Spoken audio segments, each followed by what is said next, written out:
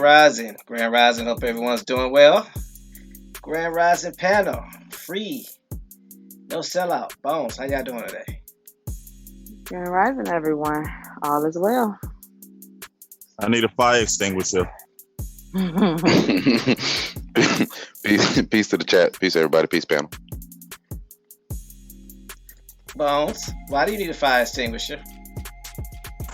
You made the mics hot. The mic is hot. The mic is hot. You know you're getting that look from me right now. I know. But trust me, you felt it. Not the look. He getting the look. Like, man, go sit your big tail down somewhere and stop picking with me. And you know, Bones looked the other way too. Like he ain't looking at me. You're not looking. Y'all are silly. Grand Rising to the chat. Best chat in all of YouTube.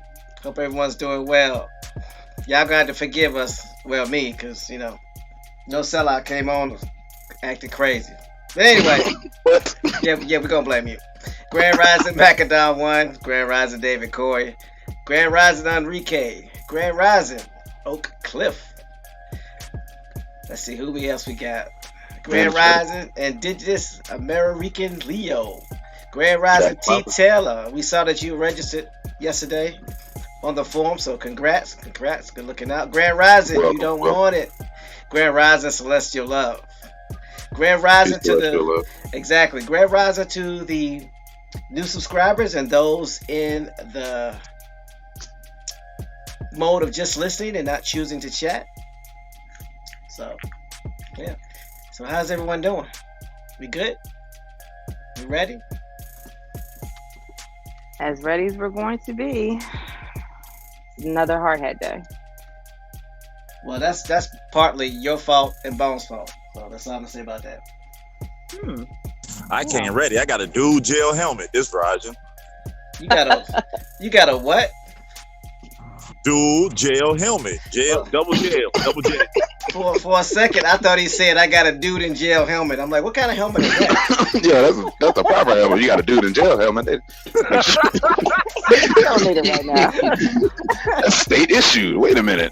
Where'd you get that from? You don't need it right now. Okay, I'm sorry, my bad. You know, sometimes I don't hear too well. My head is be malfunctioning. That's what we're gonna blame it on this rising. All right. David Corey said yellow helmet. I'm not touching it. Not touching it. Helmet. It's a cab helmet. That's a cab helmet. Oh, okay, got it. Okay. Mm-hmm. That's what happened for all that reading last night without helmets on. It's dangerous. It really is. I would advise against it. So let's go ahead and get this public service announcement out the way so the people that are just coming in or tuning in for the first time know who we are and what we're about. So this episode of the Cab Grand Rising Show, Media Propaganda, Human Zoo, Native Americans and Other Tribes Behind Bars, is brought to you by Autochthonous Assembly, where the real work gets done. Because the Autochthonous Assembly is a gathering of the minds that do the work. And we are a non-profit organization dedicated to raising up indigenous American voices by using genealogy, also known as family history, which is the study of families and the tracing of their lineages and history, sort of like a family tree. Genealogists use oral interviews, historical records, genetic analysis, and other records to obtain information about a family and to demonstrate kinship and pedigrees of its members. Our core values are the foundation of our company and essential to our success, and serve as a lens through which we evaluate every business decision. Those core values are, but not limited to, integrity, which is knowing and doing what is right; respect, which is treating others the way you want to be treated; responsibility, which is embracing opportunities to contribute; and servant leadership, which is serving the common good. Grand Rising Big Hawk, hope you're doing well. Glad you was able to catch the cab. So here at the Toxin Assembly, we have one main mission with some sub-missions underneath. And that main mission is to help you do your genealogy. And to help you, if you so choose, find and attach to your tribe, which is totally your choice. We're not saying that you have to attach to your tribe. We're not saying you have to find your tribe. But with all this information that we've been coming across and discovering together as a unit and as a team, it is imperative that you do know who your tribe is in order to know where you fit and where you can go so you can make your next move your best move. One of the other things that we're here to do is to help you become financially independent if you so choose by giving you the resources on our website and on the forum at ethnological.com. And if you so choose to help your relatives, your community, and your tribe, we will help you do that as well. We're not here to tell you who you are. We're not here to tell you who you are not. And we're not here to get into your personal business. We will only talk about things outside of our scope of investigating or research, only if the chat suggests or requests. So with that, I will turn it back over to the panel and prep us for the construction site.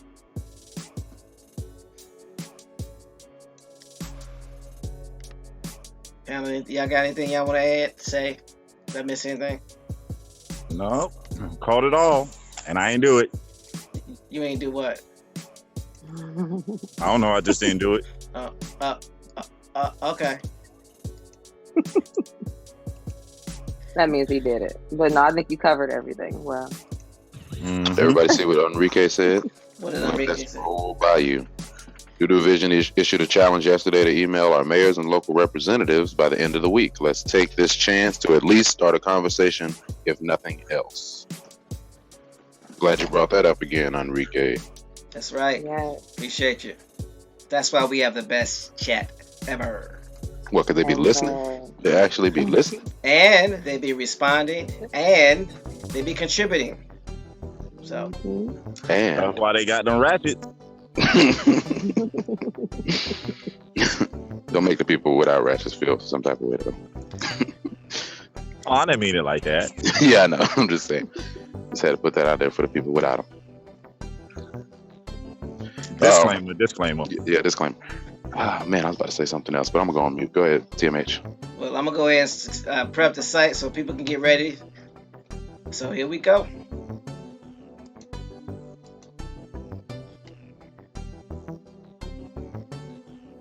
Warning, warning, warning.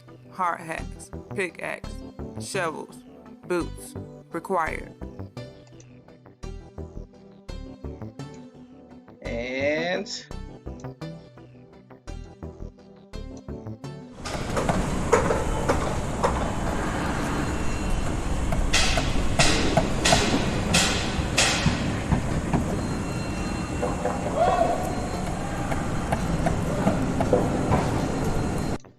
alright, it's official.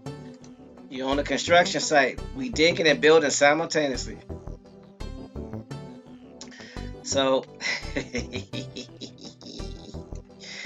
oh boy, Bones, Yeah, my family is shovel at the same time. Free. Yes.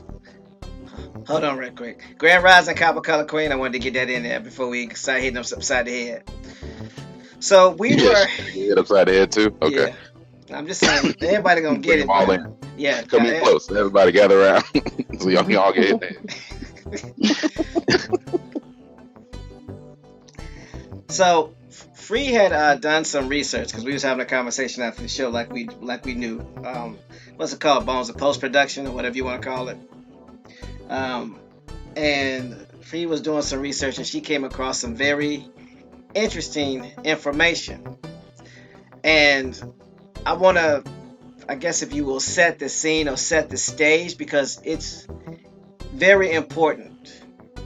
So we all are aware of, and when I say we, the chat, people that have been following the show, we all are aware of the basically 15 million Germans and Irish that flooded the United States between 1820 and 1870. We all are aware of and been exposed to the fact that the staging areas for these individuals to come here, these immigrants, were the world fairs. But what we were not aware of, at least I wasn't aware of, exactly, David Corey, the Huguenots, what I was not aware of is why were they, and when I say they, I'm talking about the immigrants, why did they have such a disdain for us? Why did they have such vitriol? And why, when it came to the unions, were they treating us the way they were and just able to kill us without any regard? Well, Free came across some information that basically places all that in proper perspective because they were prepped before they got here. So, Free, you want to talk a little bit about that while I pull up the link? Sure. Just in the research that I was doing, it came across that the theater that we've been uncovering and seeing as the backdrop and a lot of the narrative that's pushed in history, that rabbit hole gets really deep. Like that whole sense of propaganda and whatnot, we've seen it, we've heard about it. When you see it actually unfolding in a time of reconstruction, and we've spoken about before, when you deal with construct, that deals with your mind. That has to do like actually with your mind. So when you see how they're trying to actually get people's minds to view other people a certain way, the whole sense of the type of theater that they set up becomes so apparent and disgusting at the same time. A lot of our stereotypes that we have as a collective, you can see where those stem from. You can see where a lot of those ideals and the false ideologies about us as a people, you can see where that came from.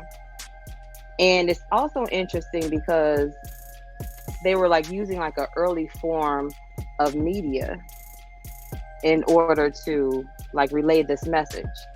And it's interesting because I don't think that people really pay attention to like the word used for this intermediate agency to relay an agenda, the media. Media is the plural form of medium. Wait, That's what? the same word that media is the plural form of the word medium. I didn't ever think of that ever. I was about to say, wait, what as well? Thank you, Tia. Mm-hmm. So that whole sense of like when we talk about spelling and grammar or grammar, and we know that there's some kind of a hypnotic go night naga type spell that they keep trying to get your mind to look at things a certain way or see people, places, things a certain way through their lenses, through their caste system lenses. And it's one thing, like if you hear like, well, where'd you hear that from? Where did you get that information from? And somebody says, oh, from the media. But if somebody said, oh, I got it from a medium, it would make you feel very differently, wouldn't it? Mm-hmm. So I'm sorry? You freak a lot of people out saying you got it from a medium. And then when you explain to them, Absolutely. no, it's just one singular source. But again, right, media is a plural form of the word medium. And isn't it interesting that at elementary schools, the library area is called the media center? Mm. Well, also, that word goes deep. It goes really deep. what else applies to that too? The paper that you write on, the type of paper that you would paint on, the canvas you use to paint a picture. Facts. What sort of medium are you using? Mm-hmm. Get out of here. That's whack, yo. The type of pencil you would use, the texture, all that falls under that definition. That's true. That is very true. So that kind of set, the stage in terms of like what we started to uncover. But then another key important part is that there's willing participants within this sense of anytime there's a smudge put on an entire group of people, of course, there's other willing participants that are helping to perpetuate the stereotype or the lie. And where those perpetuating stereotypes are coming from, you'll be able to see that. At least you should be able to by the end of the show today, I would hope. Yeah, I'll put it to you this way. What's the best way to put it?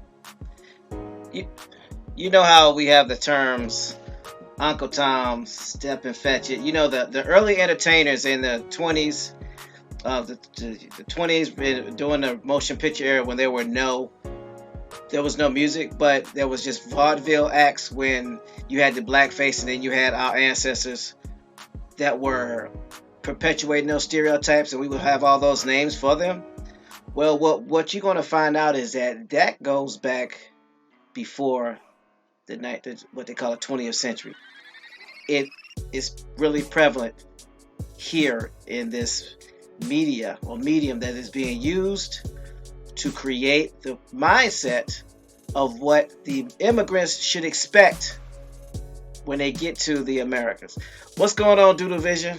You came in just in time, and you was talking about this yesterday. Grand Rising, Shiva Primal, Grand Rising, Macadon One, and Ladarian Woods. So when we talk about this stereotype, and when we talk about this racism, and we talk about this white supremacy, it's the feeling that we're less than, and that was perpetuated, and you will see that. So before we get to the reading, and Free always says, a picture's worth 1,000 words, and a movie is worth 1,000,000 pictures. Well, we don't have a movie, but we do have some pictures. So, anybody want to say anything before I get with the pictures? Anybody? I No, think the getting with pictures the are going to speak for themselves. All right. I ain't trying to spoil it. So as y'all see in the title, it says Media Propaganda, Human Zoo. So it's just what it says. There were human zoos that were part of the show, or part of the, what they call them, free expeditions, or I forgot what they call them. It's like Exhibits. Thank you, exhibits. I don't know where I got exposition from. Think of exhibit like the rapper. Yeah, exhibits. So what you're gonna see are individuals that are being on display at an exhibit at these world fairs. So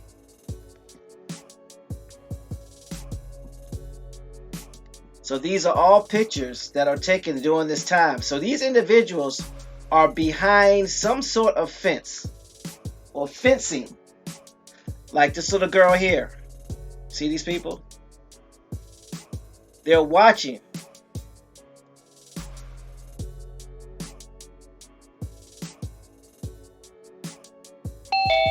So what you're seeing is people from different... Hold on, I get it. Uh-oh. What you're seeing is people from different walks of life, different ethnic groups. Yes, David, in zoos. Come again? In zoos. You mean that place where you pay a fare to go see animals? That's behind a cage? Yep. And as you'll find out, Barnum and Bailey was also behind this. You know how you see the hairy-faced people, or people that were, what do you call it? Siamese twins. Don't like them either.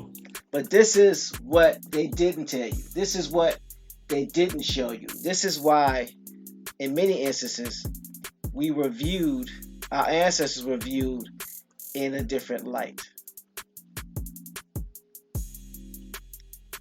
So I'm going to stop right quick. But Darian, like, man, that was real? Yeah. This is just the tip of the iceberg. It's going to get deeper. Yes. Oh, it's going to get really deep. So you see this picture right here. The caption says the astounding reality of human zoos. But this picture, if you take away this caption, shows a man that appears to be a Moor with what appear to be slaves. What you don't realize is that these are actors on display. So if somebody had this picture without this caption, and they will say, hey, see, I got proof that there were Moors that had slaves, not realizing this was from an exhibit from the World Fair. People that were paid to act out certain parts. Mm-hmm. As you see, there are some of the Métis Indians from the 5 civilized tribes there. I think those are your Cherokee or your Sioux. And of course, now you see the acrobats and things of that nature.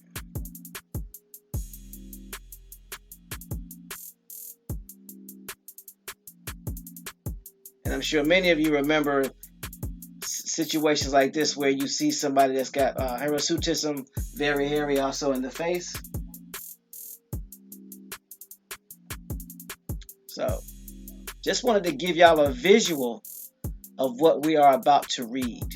These were human zoos that were placed in the World's Fair. And the numbers of people that came here to see these World Fairs or came there to see those World Fairs, the numbers will astound you.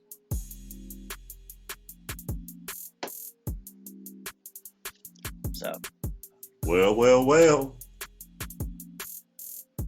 So there is a narrative that's being painted or projected before the immigrants even get to the Americas.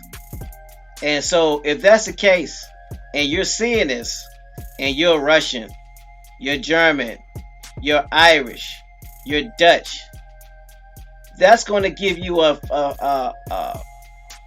feel of what? Superiority, right? Yep. That's going to give you a feel that these individuals had to be civilized because they were what? Savages, and they were what? Inferior. Not realizing that this is theater. So the question I ask to you is, how is this any different than people from other countries seeing the TV shows that are propagated to create a narrative about our people today?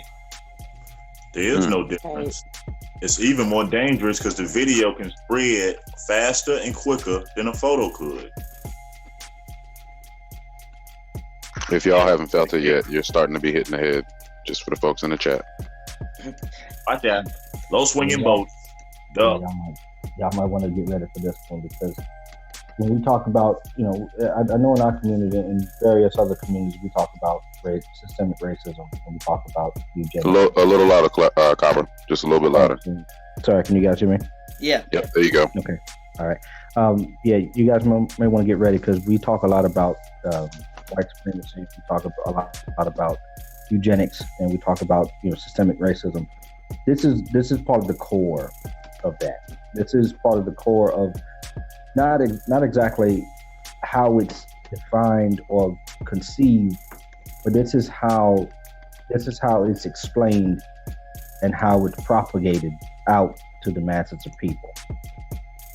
And this is part of the indoctrination of not only people that have come here, immigrants that have come here from Europe and other places, but also our own people.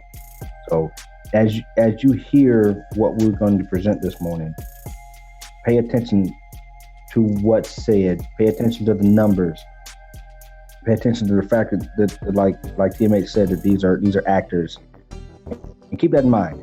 Keep that in mind and compare it to what you see now in the backdrop of social media, in the backdrop of 24-hour cable news, and so on and so forth. Just keep that in mind. Hollywood. Yep. And that's a great point, because social behaviors and social cues that have become commonplace, people don't even realize how you really could be acting against your own interests by not acting like yourself. Exactly. And theater is I think probably the theme that a lot of you will get out of this. This is theater.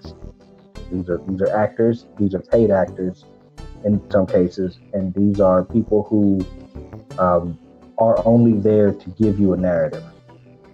And you'll find that there's a similarity today with the amount of celebrities that are trotted out in front of you to tell you how to think, to tell you who to vote for, to tell you how to see the world, how to relate to other people, how to raise your family, and so forth. What laws need to be passed. So keep this all in mind. Facts. Think about it. When the election come around, who do they send out telling you who to vote for? All our so-called entertainers. The people who act in that zoo that you go to the movie theater to see. Yeah, they just expand the keys. That's it. Mm-hmm. Yep, that's the same zoo that you sit down and watch when you watch Netflix on your couch or Hulu or so forth. That's a zoo. Think about that in that context. All right, so hopefully y'all ready. I'm about to put the link in the chat so it can be read. And yeah, hopefully y'all ready for it. So go ahead and put the link in the chat.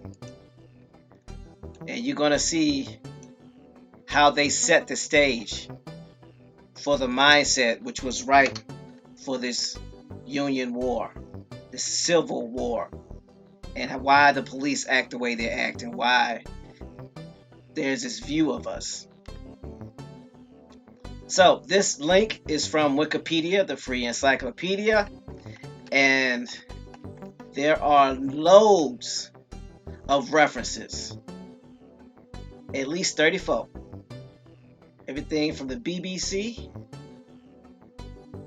to news outlets and magazines, even stuff dealing with anthropological information. So let's go ahead and get this rolled on the show. So, human zoos. They're also called ethnological expositions. Ethnological expositions. And they were 19th and 20th and 21st century public exhibitions of humans, usually in a so-called natural or primitive state.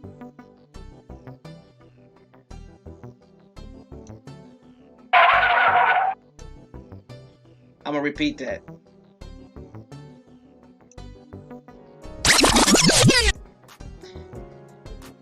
Usually,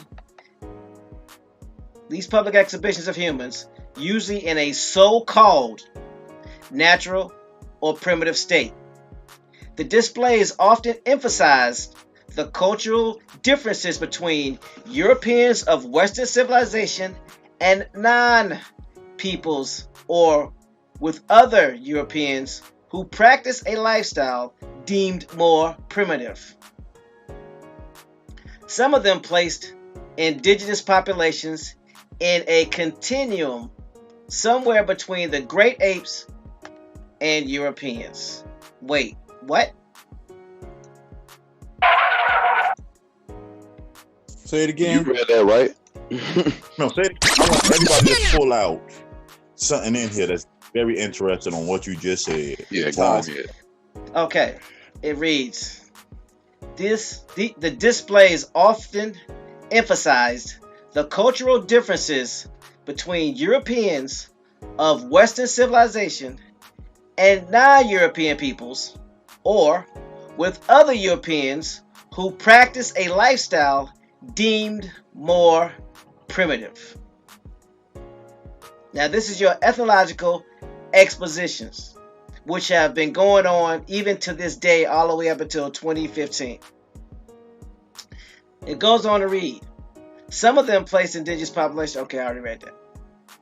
It goes on to read, ethnological expositions are now seen as highly degrading and racist, depending on the show and the individuals involved. Doodle Vision says, to you, linear atheism, they're saying you're the missing link or common ancestors, you big dummy. And the reason why I say that, because haven't you heard this story before? Later on, they try to flip it and say you're African that fits in between the European and monkeys. But notice right now they're talking about the Indian is the missing link. So Lady J says, I wonder if they paid these people. The answer is yes, they did get paid. Yes, they did. Oh, very well paid. Woo. Because some people were in these expositions not for a day, but for a couple of months, as you will see.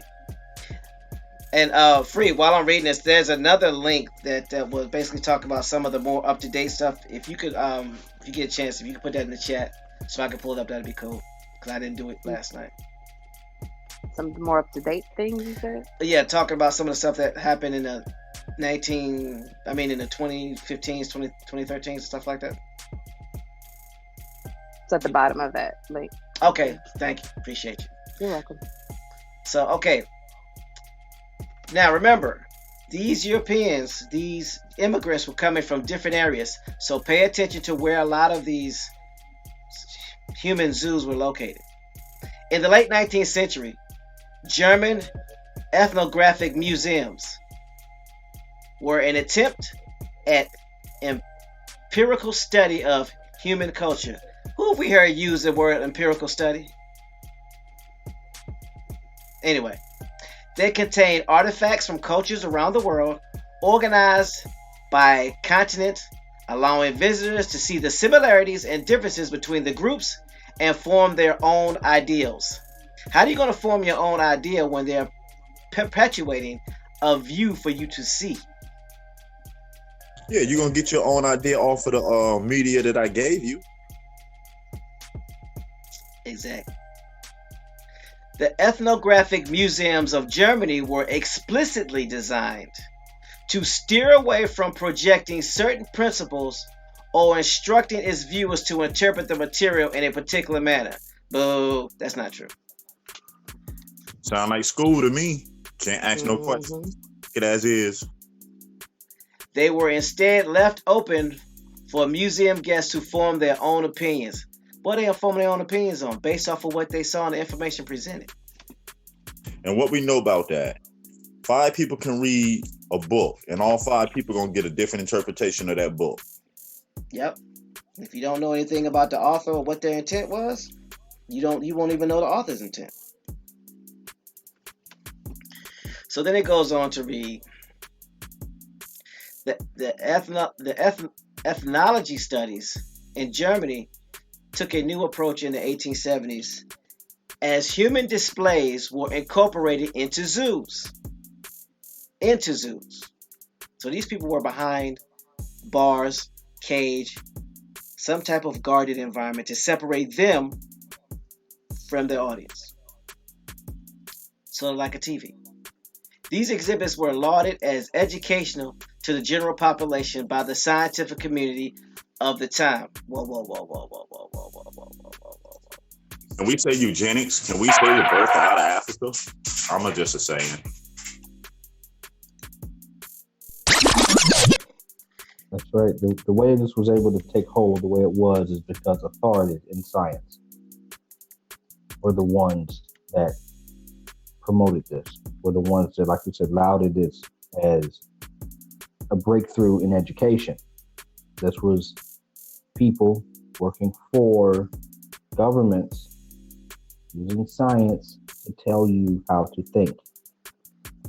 Nothing has changed. This is going on today as well. You just call it advertisement in commercials now. Doodle Vision says, please do not feed the animals. So I'm going to go back. I'm going to go back and read this. It says, these exhibits were lauded as educational to general population by the scientific community at the time. So how are they lauded as educational when this was an attempt to show separatism and to have people react in a superior way according to the way these people were inferiorly displayed? That was the education. See, they were educating them. They were educating them to take on the mindset that they needed them to have for them to colonize America. Because human nature, you're going to care about a child. You're going to care about a woman. But now if you desensitize it, years before they'll get over here, the only images I see of you are in these zoos or photographies. You're always behind cages. You're jumping around acting like a savage. People are going to believe you're a savage. That's why this day one of us can get shot in the back and nobody feels alarmed. It's the conditioning. Exactly. Grand Rising, I am Flying Squirrel. We're on the Wikipedia page of the Human Zoo. Doodle Vision says the first rule of colonizing people is to dehumanize the natives. That's true. Yep, sensitize people. So and that you see the carnage, you don't feel like it's bad because okay, they didn't know no better, so we need to do this so they can have a better life. And that's what they did it up under. Wouldn't y'all think that anybody with compassion that's not the same race as the people getting shot in the back would flood the streets with compassion? They would if they weren't desensitized. People. Yeah, you desensitize people. Yeah. Come on, son. I'm getting off the mic. Okay, because then it goes on to read, because they were informing of the way people lived across the world.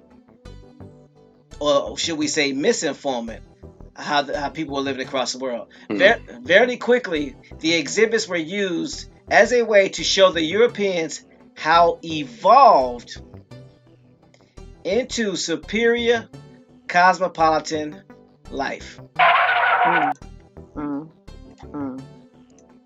good? Look at them. But when you keep the real historical account in mind, it really shows you how egregious all of this is. Yeah, come on, work as an indentured servant. Come on, work for 10, 12 years. You better than these people in the cages. See over there, they living like savages. So you better go over there and work. That's how they living in the woods and stuff. It's like selling a vacation package that you know ain't worth it. You're in a hostile area trying to sell an Airbnb. So I'm gonna read this again. It says, very quickly, the exhibits were used as a way to show that Europeans had evolved into a superior cosmopolitan life. Yeah, and again, it's all theater.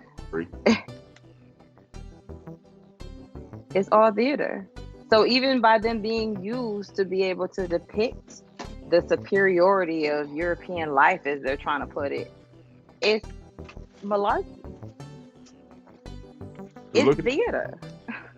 To have a winner, what you need? A loser. So they had to create a loser to consider themselves winners.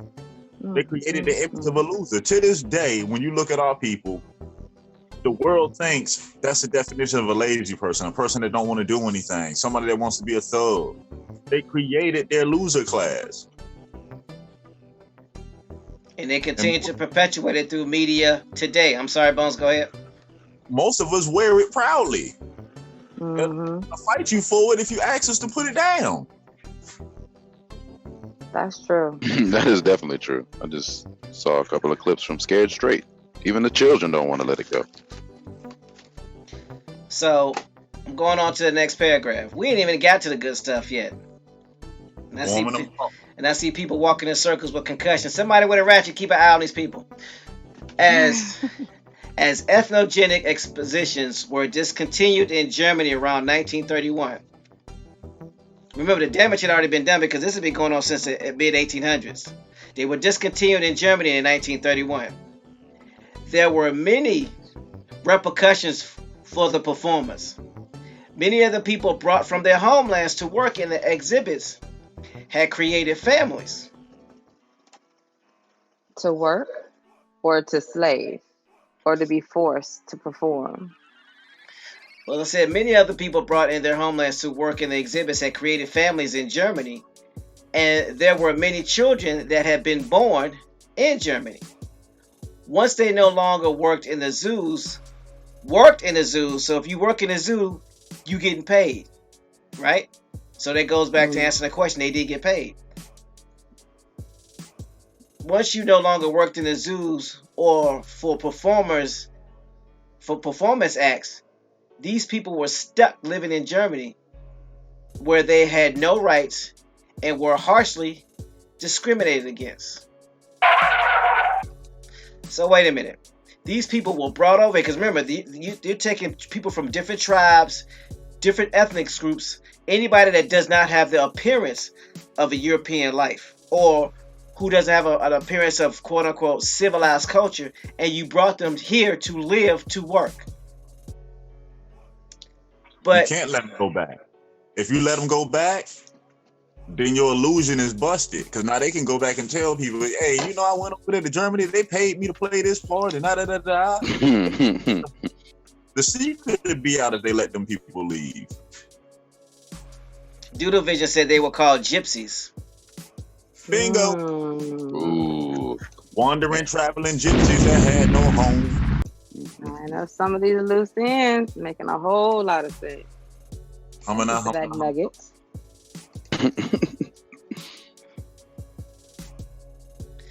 So they had nowhere to go. So during the rise, so pay attention to this part. Excuse me. During the rise of the Nazi Party, the foreign actors in these staged shows were typically able to stay out of the concentration camps because there were so few of them that the Nazis did not see them as a real threat. So I'm going to go back and read that part again. During the rise of the... Go ahead, Bones. No, I was just saying, please do. That was a haymaker from the right and left. Saying, please watch out for falling debris. During the rise of the Nazi Party, the foreign actors in these stage shows were typically able to stay out of the concentration camps because they were so few of them that the Nazis did not see them as a real threat. Although they were able to avoid concentration camps, they were not able to participate in German life as citizens of ethnically German origin could. Wandering gypsies. And not only that, but wouldn't they be promoting the same type of propaganda that the Nazi Party was trying to promote? But they're alive though. Right, of course. So like they're helping to perpetuate the work that the Nazis trying to do. So yeah, let them go free and keep doing these shows. Keep spreading the propaganda. Desensitize these people so when I come whack them upside the head, nobody kill. Exactly. Shuffle your family along. Just move along. Because they say German, but Germans are what? Frank. French are what? French. Dutch are what? Franks. Who they food? Not nobody over here. Nobody. The Hitler Youth did not allow children of foreign parents to participate. The adults were rejected as German soldiers. Many ended up working in war industry factories or foreign labor camps. After World War II ended, racism in Germany became more concealed or invisible, but did not go away. Many people of foreign descent intended to leave after the war, but because of their German nationality, it was difficult for them to immigrate.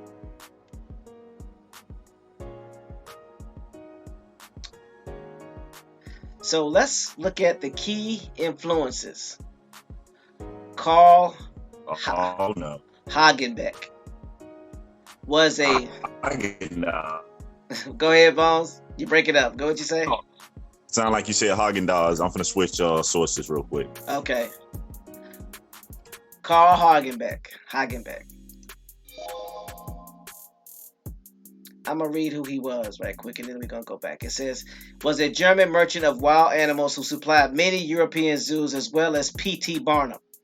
Remember that. He created the modern zoo with animals enclosures without bars that were closer to the natural habitat. The transformation of the zoo architecture initiated by him is known as the Hagenbeck Revolution. Hagenbeck founded Germany's most successful privately owned zoo, the Tierpark Hagenbeck, which moved to its present location in Hamburg's Stellingen district in 1907. He is also known as an ethnography, showman and pioneer in displaying humans next to animals in human zoos. So now y'all know who he was. Grand Rising Afua, Prince William County represent. And Grand Rising Golden Moon. I saw him sneak in too. Thank you for catching that cab. Hold on, I gotta find out where. There it is. Hold on, I gotta answer the door. There we go. So Carl Hagenbeck was a German exotic animal businessman who became famous for his conquering of the animal trade market during the mid and late 1800s. Due to the cost of acquiring and keeping animals, the financial implications started to worry Hagenbeck, and he began looking for other ways to alleviate the company's monetary strain. Heinrich Lutenmann, an old friend of Hagenbeck, suggested bringing along the people from the foreign lands to accompany the animals. What was his friend name again? Found out about him. It was his idea. Heinrich Lutemann. German. Heimlich maneuver. He's so stupid. Just bringing people along. Sound about right. He suggested bringing along the people from the foreign lands to accompany the animals. The idea struck Hagenbeck as brilliant, and he had a group of Laplanders accompany his next shipment of reindeer. What's a Laplander? Something that landed it. Really, that's what we doing? That's what it sounds like to me.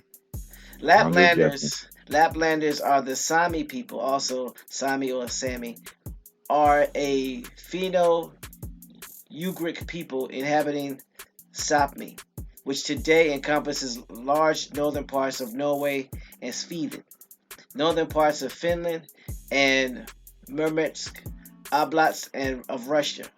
Can we Google images these folks? Because I don't know where these places are that you're talking about. I'll see the link and then I will share my screen. Appreciate it. Don't make me do some more work. I tell you right now. Just a little bit.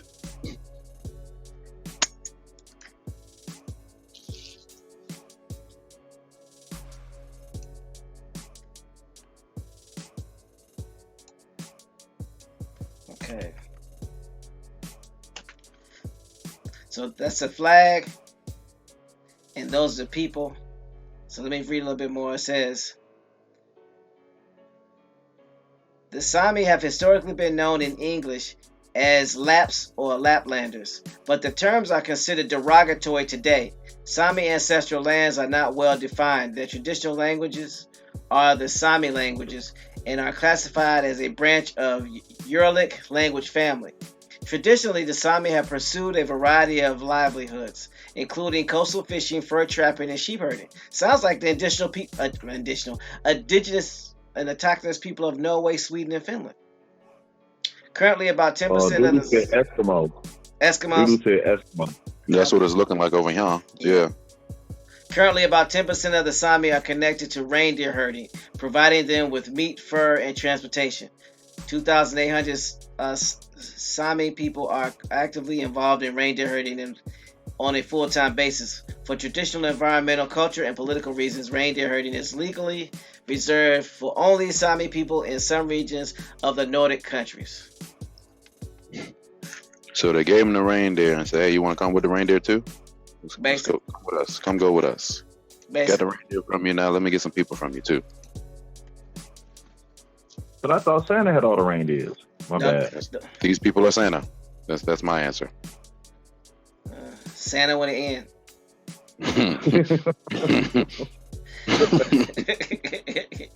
Come on and go with me. What's up, Jason Squad? I'm just trying to get songs stuck in your head all day. What's up, Jay? Peace, Mr. Susquehanna. With an N. I'm gonna have to remember that. With DJ. Then I want to answer.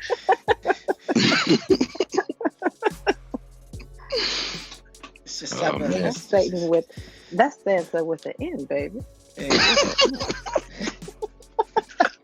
All right. Okay. He ain't got Black Sam with him this time, though. He ain't got Black Sam.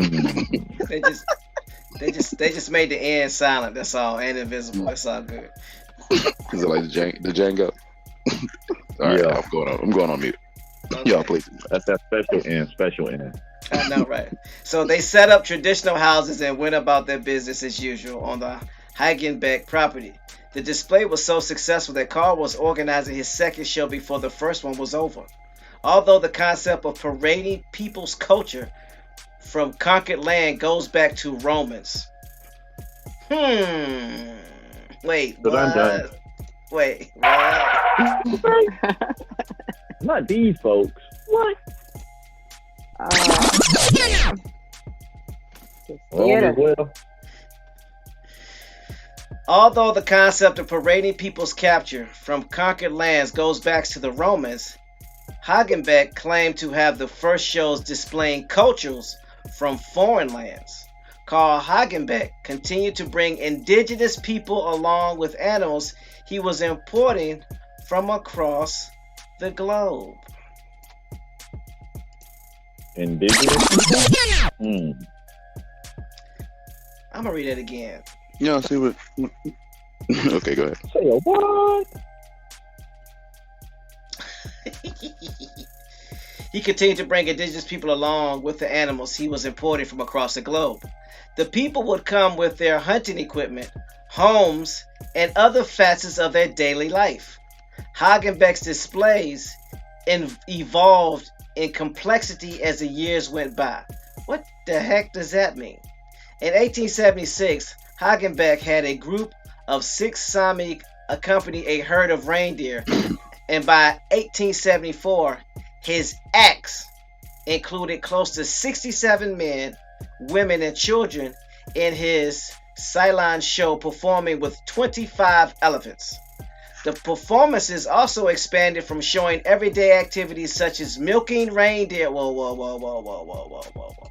No, Enrique Doing placed what in the to what? chat. The Yeah, Sami people, yeah. they're the equivalent of the American Indian. They're just the indigenous people of Europe. Of Europe. That's what they call them over there. Over here, they would refer to as Indian. Okay. Good That's luck, what it is. Enrique. Appreciate that. Good looking out. So, Okay, so what was happening to the reindeer again? the performances also expanded from showing everyday activities such as milking reindeer and building huts. I didn't know you could milk a Thanks, reindeer. Bree. I just Oh, got well. it looked out my head and y'all just put it Certain back. film, you Thanks, can milk Bree. anything with Thanks, Bree. nipples. You're not helping no sell out. That's not helping. I have nipples. Can you milk me? I'm not doing it. I shouldn't be quoting. I ain't trying to get us copyright. Comparing, yeah, that. No, I'm just saying, yeah. Oh wow! See, I have seen a movie. Wow. Can I finish? Back to it. Can I finish? He was waiting. My bad, Tim. Please proceed. To display some more extravagant parts of cultures such as magicians, jugglers, and devil dancers. Devil dancers? Man, the devil calling him. I'm just saying. So, let's talk about the first human zoo, shall we? Who is it?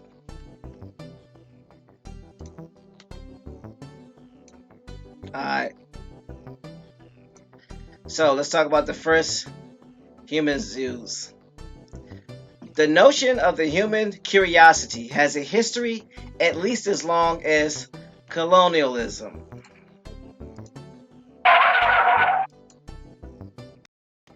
The notion of human curiosity, that of Montezuma in Mexico, consisted not only of a vast collection of animals, but also exhibited humans, for examples, dwarves, albinos, and hunchbacks. Grand Rising Trap Bab, Grand Rising Carlene McLean. I don't know if y'all caught Doodle Vision's comment in the chat about 2 minutes ago. Doodle Vision says Viking plus Issa equals. Come on, man. Not the Wait a minute. Issa. Hold No, on. that's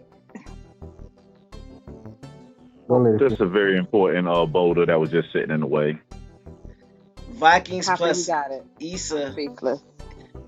equals the Sami. yes. The Sami people live in an area that the Vikings come from. They are very strange and interesting people.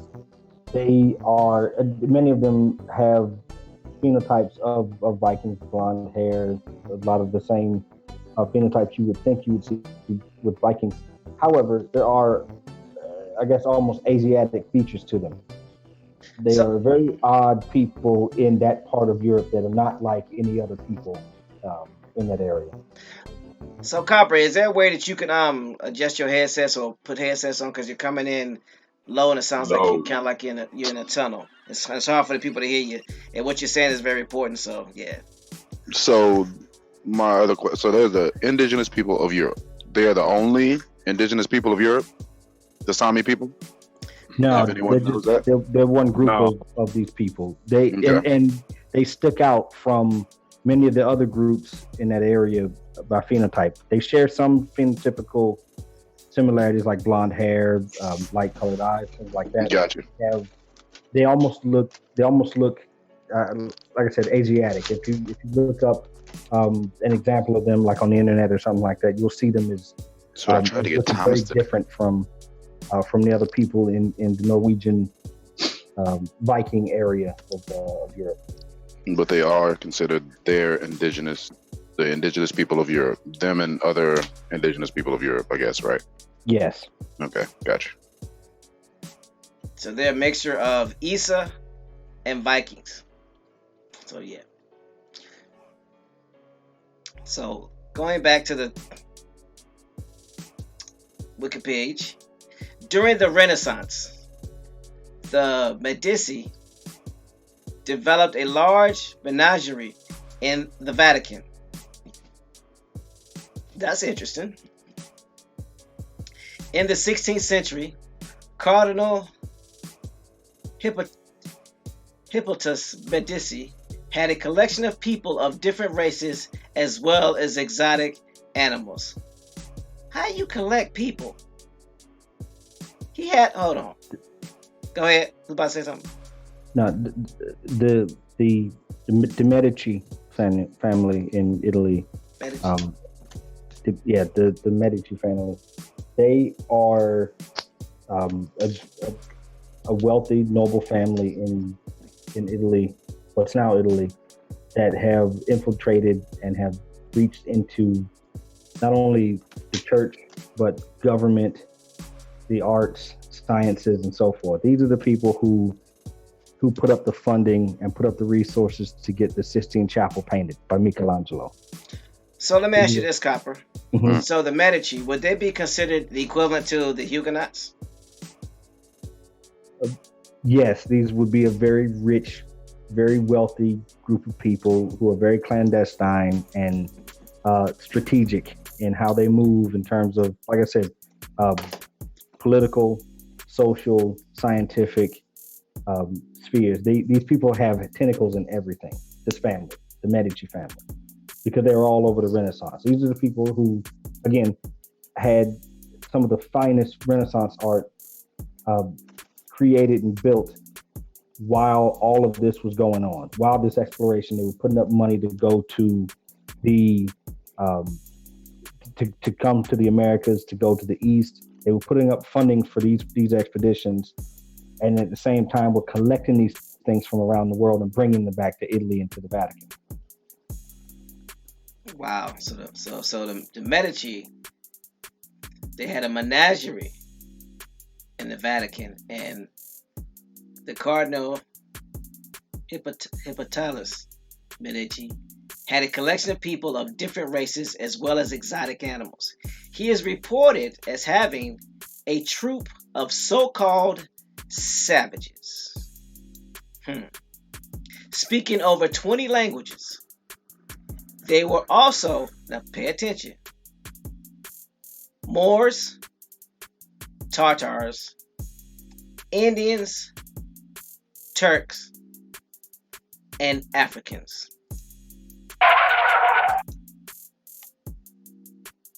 You had a little mixed multitude there, didn't you?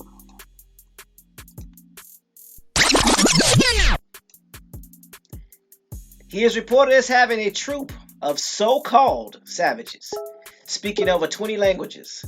There were also Moors, Tartars, Indians, Turks, and Africans.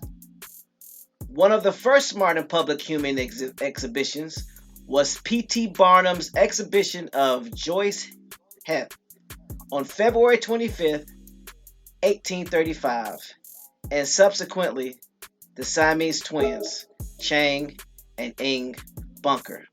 Check the date, 1835. This was shortly after the Trailatiers got started. I'm talking about, relatively speaking, 15 years. So this is going on the same time as the Europeans are looking to do the land grabs and swap stuff out. They have these immigrants in these world fairs watching these exhibitions of Moors, Tartars, Indians, Turks, and Africans in so-called natural habitat. Keep that in mind. It says these exhibitions were common in freak shows. Another famous example was the Sartji Bartman and the Namaqua, often referred to as Hottentot Venus, who was displayed in London and France until her death in 1815. During the 1850s, Maximo and Bartola, two microcephalic children from El Salvador, were exhibited in the US and Europe under the names Aztec children. Hold up. Wait a minute.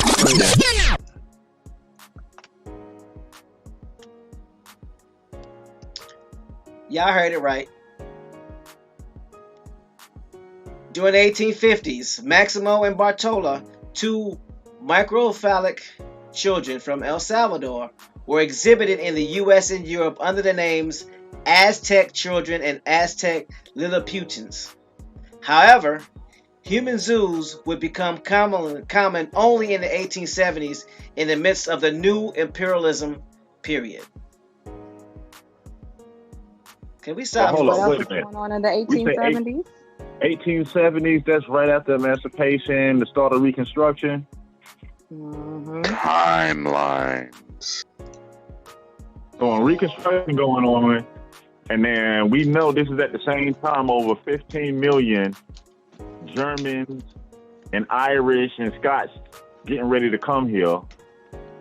Before they come, they over there showing them circuses of us supposedly being wild savages, living in the zoo behind cages. So here's the question. If you saw people living like that before you got here, right? And then you saw them just walking about in their quote-unquote natural habitat, which you didn't see because you only came across them when you was out and about, what would be your mentality toward these people? How would you feel toward these people? What would you think about these people? Now you understand how this racism, classism, and superior mindset crept in. It's all theater. Oak Cliff says we're becoming actors. Yeah, we're promoted by becoming actors. All the world is a stage.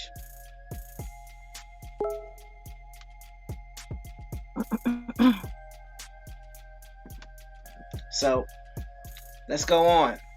1870s to 1930s.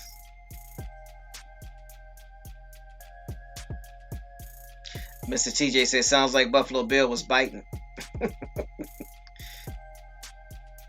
In 1870s, exhibitions of exotic populations became popular in various countries. So they're calling these people whose lifestyle are different than Europeans exotic populations.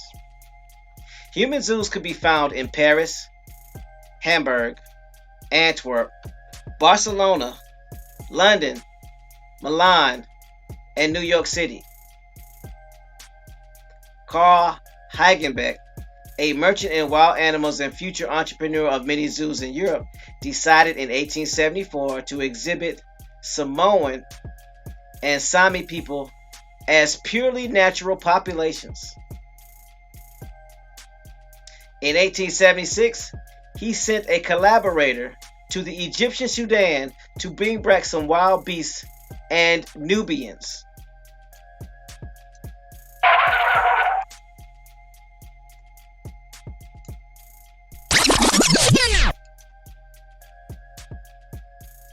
Are y'all hearing this? Mm-hmm. Seems like they're setting their narrative up, their creation story and all that. They're starting to use these images to reconstruct. So Samoan and Sami people as purely natural populations. And in 1876, he sent a collaborator to Egypt, Sudan to bring back some wild beasts and Nubians. The Nubian exhibit was very successful in Europe and toured Paris. These are people being employed. Keep that in mind. They came willingly. And you're going to understand why that is so important as we get closer to home. So they toured Paris, London, and Berlin. In 1880, Hagenbeck dispatched an agent to Labrador to secure a number of Eskimo and Inuit called Esquimaux from the Moravian mission of Hebron. These Inuit were exhibited in his Hamburg Tierpark. Remember that park, that zoo that he built in Germany? Other ethnological expositions included Egyptian and Bedouin mock settlements.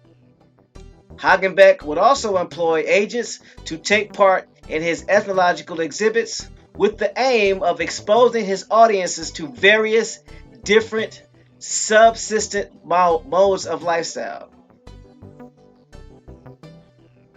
Among these hired workers were Hersey Egg and his lineage from Berbera in present-day northwest Somalia, who in the process accumulated much wealth, which they later reinvested in real estate and in their homeland. So he was paid well. Sounds like he was paid very well. I'm going to read this again for those of you who think this is some make-believe and some play stuff, and think that these people were captured and put in these predicaments. Actors get paid a lot of money, don't they? They make you believe something. The top actors now are making $20 million a movie. Will Smith. Well. So let me go back and read this again.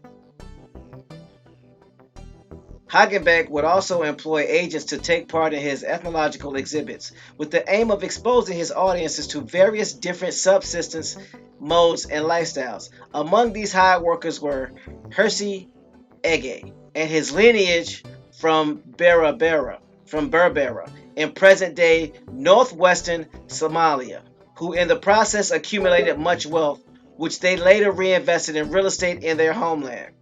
The Viceroy of India likewise gave Hagenbeck permission to hire local inhabitants for an exhibit on the condition that Hagenbeck would first have to deposit funds into the royal treasury. Whole world in on it. So you've got actors, people acting out their stereotypes. You have countries. There are a lot of people participating in this. Keep that in mind. Willingly participating in this. Because hired means they got paid. I have not yet read in anywhere where somebody was captured and made to do this. Geoffrey de Saint-Hilaire, director of the Jardins d'Acclimation, decided in 1877 to organize two ethnological spectacles that presented Nubians and Inuit. That year, the audience of Jardin d'Acclimation doubled to 1 million.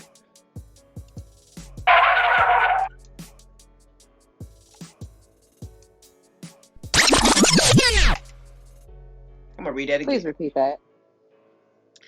In 1877, he decided to organize 2 ethnological spectacles. Anybody know what a spectacle is? that presented Nubians. Say again. Nothing. So these spectacles presented Nubians and Inuits. Inuits are like Eskimos. Nubians, they come from Nubia. They're Africans. That year, the audience of Jordan de Acclamation doubled to 1 million. Between 1877 and 1912, approximately 30 ethnological exhibits were presented at the Jordan Zuleke de Acclamation. Both from 1878 and 1889, Parisian World's Fair presented a Negro village visited by 28 million people. Think about that. Oh, wait a minute. Let's just think about that. We know during this time, over 15 million came. So we know 28 million people seen this exhibit. That means 28 million people were influenced on what we were and how we lived before they even actually seen us.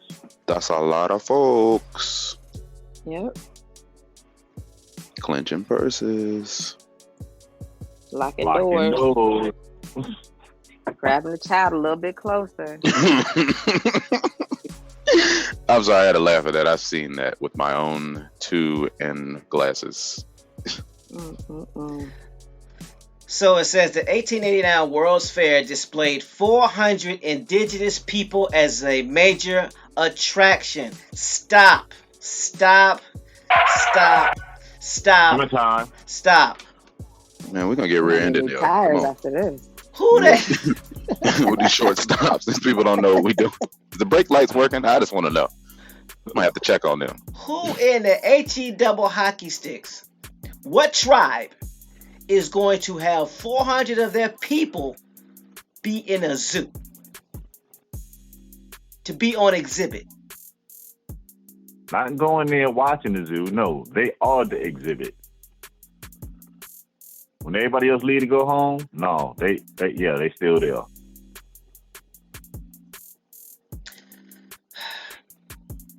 The 1900 World's Fair presented the famous diorama Living in Madagascar, while the colonial exhibitions in Marseille 1906 and 1922, and in Paris 1907 and 1931 also displayed humans in cages, often nude or semi-nude. I'm not even hitting the brakes. We just gonna roll through the red light, and I'm just gonna say it again. I'm sorry. Okay. Keep rolling. Just keep rolling. The 1900 World Fair presented the famous diorama Living in Madagascar, while the colonial exhibitions in Marseille and in Paris also displayed humans in cages, often nude and semi-nude. The 1931 exhibition in Paris was so successful that 34 million people attended in 6 months. 6 months, 34 million.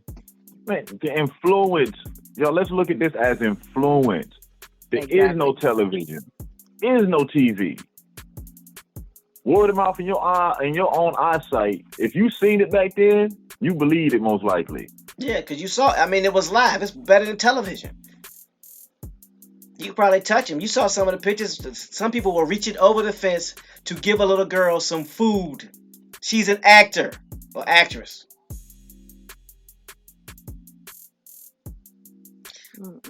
Patrick Gabriel says, "You mean to tell me I can make money and turn my hood to a zoo? A zoo-chew."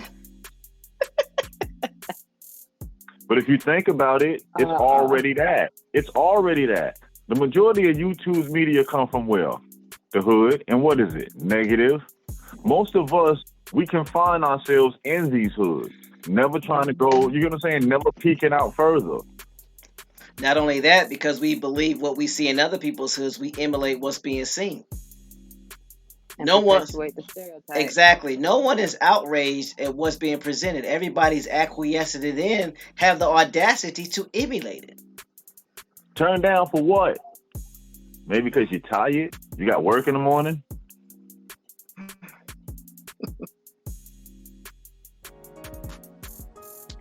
So let's continue because y'all think y'all outraged and y'all shocked now. Y'all ain't seen nothing yet. No. Okay, so 34 million people attended in 6 months, while a smaller counter exhibition entitled The Truth of the Colonies, organized by the Communist Party, attracted very few visitors. In the first room, it recalled Albert Lord's and Andre Gide's critiques of forced labor in the colonies. Nomadic Senegalese villages were also presented. So there were different exhibits. So you can go see certain things. So people would rather see this exhibition than go see how people were really treated in the labor colonies and things of that nature. Ain't it's like that now? People rather go watch drama than to pick up something that can help them. Mm-hmm. Shiva promises, yeah, reality TV, exactly. In the first Brazilian anthropological exposition, stop. I want y'all to hear this, because I'm going to repeat this. Because this is where it really gets crazy, and you're going to understand why the Pan-African movement sounds so convincing. Dude Vision says Real Housewives. So, listen to this. Now, this is in Brazil, South America. The first Brazilian anthropological exposition in Rio de Janeiro, 1882. A group of Baracudos was characterized in a manner that can be related to the reification of the myth of the savage, an important part of the European culture that played a significant role in the construction of the anthropological knowledge in the 19th century. Did you hear that? You must say that again, please. This exposition in Rio de Janeiro characterized in a manner that can be related to the reification of the myth of the savage, an important part of the European culture that played a significant role in the construction of anthropological knowledge in the 19th century. This is a farce.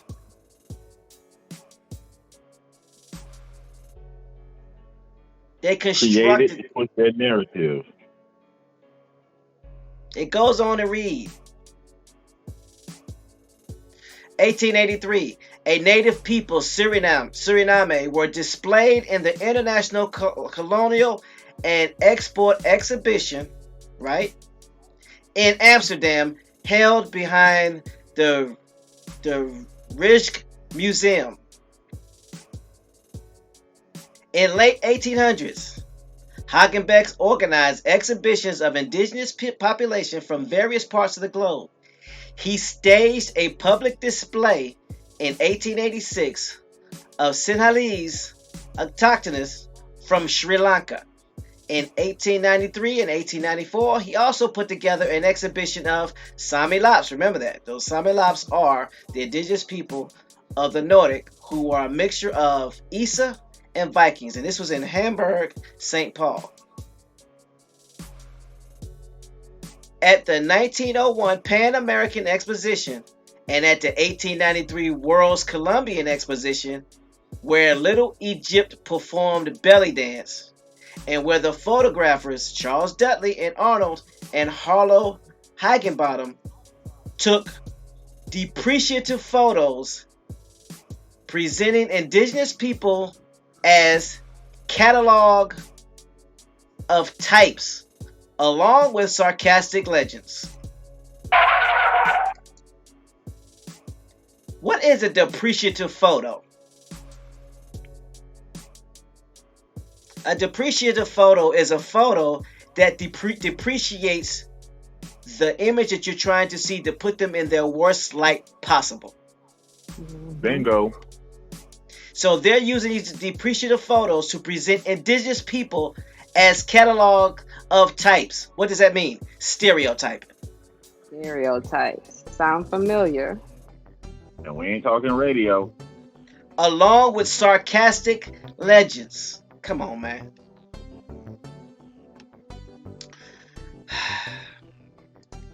I gotta prepare him.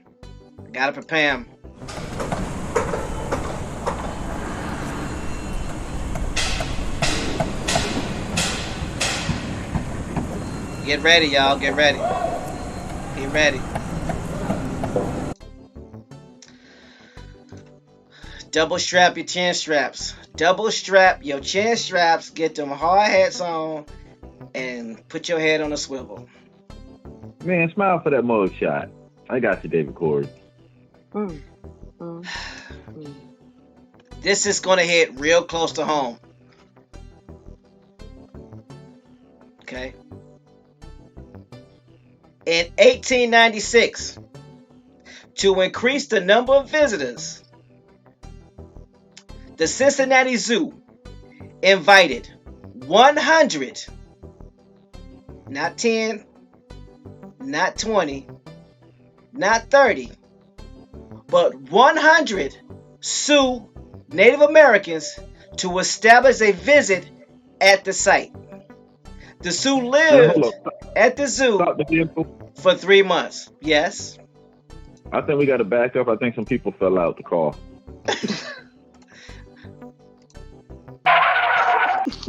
You must reread that. Please.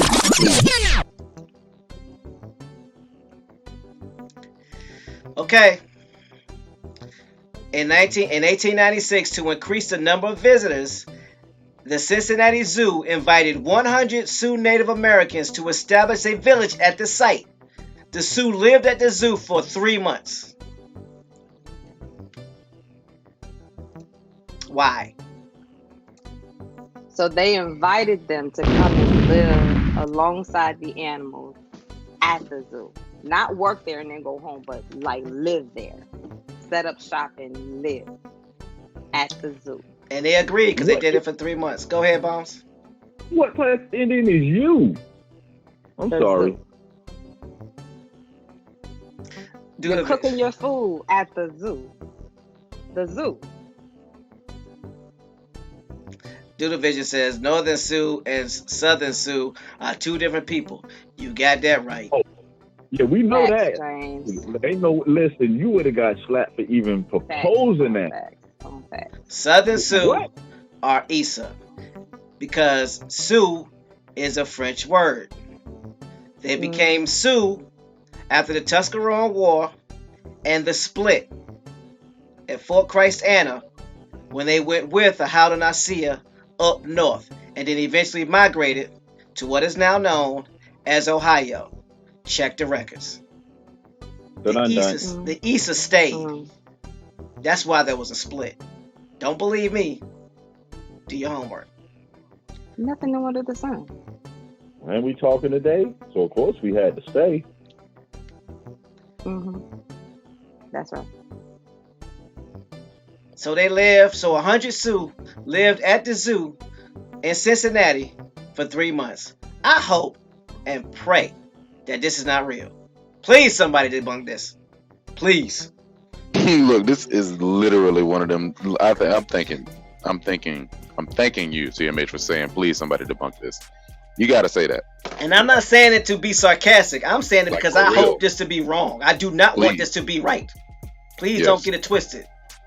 Because in 1904, the Apaches and the Agorots from the Philippines were displayed at the St. Louis World Fair in association with the 1904 Summer Olympics. The U.S. had just acquired, following the Spanish-American War, new territories such as Guam, the Philippines, and Puerto Rico, allowing them to display some of the native inhabitants, according to Reverend Sequoyah Ade. So Apaches and Agorots were on display in St. Louis. Wait. His name was what? Sequoyah Ade. A-D-E. Sequoyah. Sequoyah Ade. So a Reverend Indian. A Reverend Indian? Okay. Indian as a Reverend? Yes. I'm just trying to keep the timeline in mind, what was actually happening here, and what was going on. So this is very interesting. This is 1904, 2 years before some of the lighter Indians wanted the more swarthy Indians out so they can have a better vote. Okay. Spokesperson, Indian Agent Superintendent spokesperson. Mm-hmm. All right, so what does the spokesperson have to say? So, Reverend Sequoia Ade says, to further illustrate the indigenites heaped upon, the indignities. Free had to correct me yesterday. To further illustrate the indignities heaped upon the Filipino people following their eventual loss to the Americans, the United States made the Philippine campaign the center point of the 1904 World's Fair held that year in St. Louis, in what was enthusiastically termed a parade of evolutionary progress. Get the... Remember, we did the Philippines. We did the Philippines 3 weeks ago, so we know about their history, about the indigenous people there. But think about this, though. So here's the thing. Shiva Pramo says, man, stop. I'm at the gym and about to down. About to drop the weight. You better drop a head.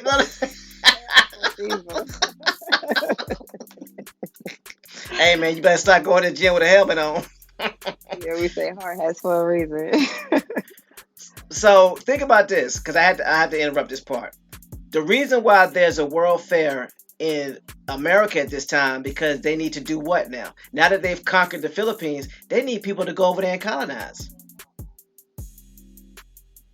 So before you go over there and colonize the people, you got to know what you're going over there to colonize, right? Yep.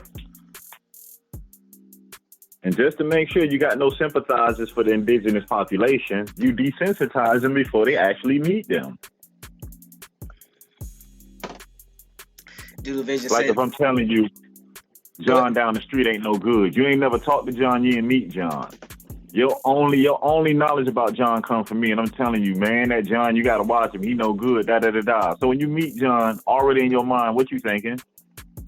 John ain't no good. I don't like John. I don't even want to meet John. What you talking about? You inheriting beef and ain't even. Come on now. But that's serious, and that's crucial, because isn't that what happens in these back chats? Isn't that what happens on YouTube? People say something about somebody and give you this narrative and paint this picture, and then you turn around because you don't say anything. You believe what they tell you, and you create this narrative about a person without even talking to them.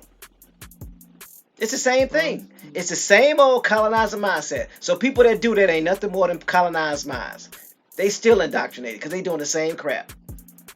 Anyway, I digress. So it says, it was enthusiastically termed a parade of evolutionary progress. Visitors could inspect the primitives that represented the counterbalance of civilization, justifying Kipling's poem, The White Man's Burden. So they could inspect the primitives like they was on slave blocks. Oh, goodness gracious. Now, let me ask you a question. If somebody took a picture of somebody inspecting these primitives at this show and then posted it and then changed the date or time, what would that look like? It would definitely look like an accurate You would think it was a slave auction. Come on, man. Because think about it. What was the question that we've been asked? If you had slaves and melanated people wasn't allowed to do business, be in town and shop, how were they buying slaves in auctions then? Bruh. Did the auction ever really exist? Man, come on, man. That's like somebody finding an old-timey photo that their relatives took. Like, oh, look how old this photo. We look like we used to dress. Look at this regalia we got. Man, and from a business down at the beach. Why would you have insurance on Slavs or slaves? Think about it. There was insurance on them. That's where the insurance companies come from, because they were workers. Yeah, because you gotta take care of your investment if they get hurt. So look, y'all in the chat, y'all are wilding. Pamela Hall says that bad paint by numbers picture gone wrong. Doodle Vision says they looked in the mouth like a gift horse. Mr. TJ says watch your head. Oak Cliff says shut up and keep on talking. Copper Tribe or no tribe said Grand Rising. Grand Rising Copper Tribe or no tribe. Rising Copper Tribe. Oh man, I like that old clip. That was funny. I love that. My wife says, "Shut up when you're talking to me." Sometimes I'm like, "Okay, all right." Oh man. So Shout out to these, Mickey so J. so these people are on display. These individuals are hired and they're on display. So somebody is being paid and allowing somebody to stick their finger in their mouth and take pictures with these people because they're exhibits. It's a show. Lady J says Grand Rising. Because you wonder why ain't nobody pulling up. Because try to stick your finger in my mouth. I promise you'll be one short. And Lady J brought up a good point. Lady J, this is how we got it. We started learning about the World Fair. She says, Grand Rising, Grand Rising show, what happened to the buildings from all these World Fairs? They built these great buildings, and then the buildings were built, and then they destroyed it. She says the buildings were already there. It doesn't make sense to build and destroy. Yeah, there's the gentleman that does a lot of videos on it about these buildings already being here and how they just destroyed them after these World Fairs, which were a lot older. So yeah, I would have to agree with you on that. But go back to the point. So you got these people that are being paid to be on display so that the people that are going to or anticipating going to colonize are now have an idea of what these people are about. So they have this superiority complex about these people. So then it says pygmies from New Guinea and Africa who were later displayed in the primate section of the Bronx Zoo. Hold a minute.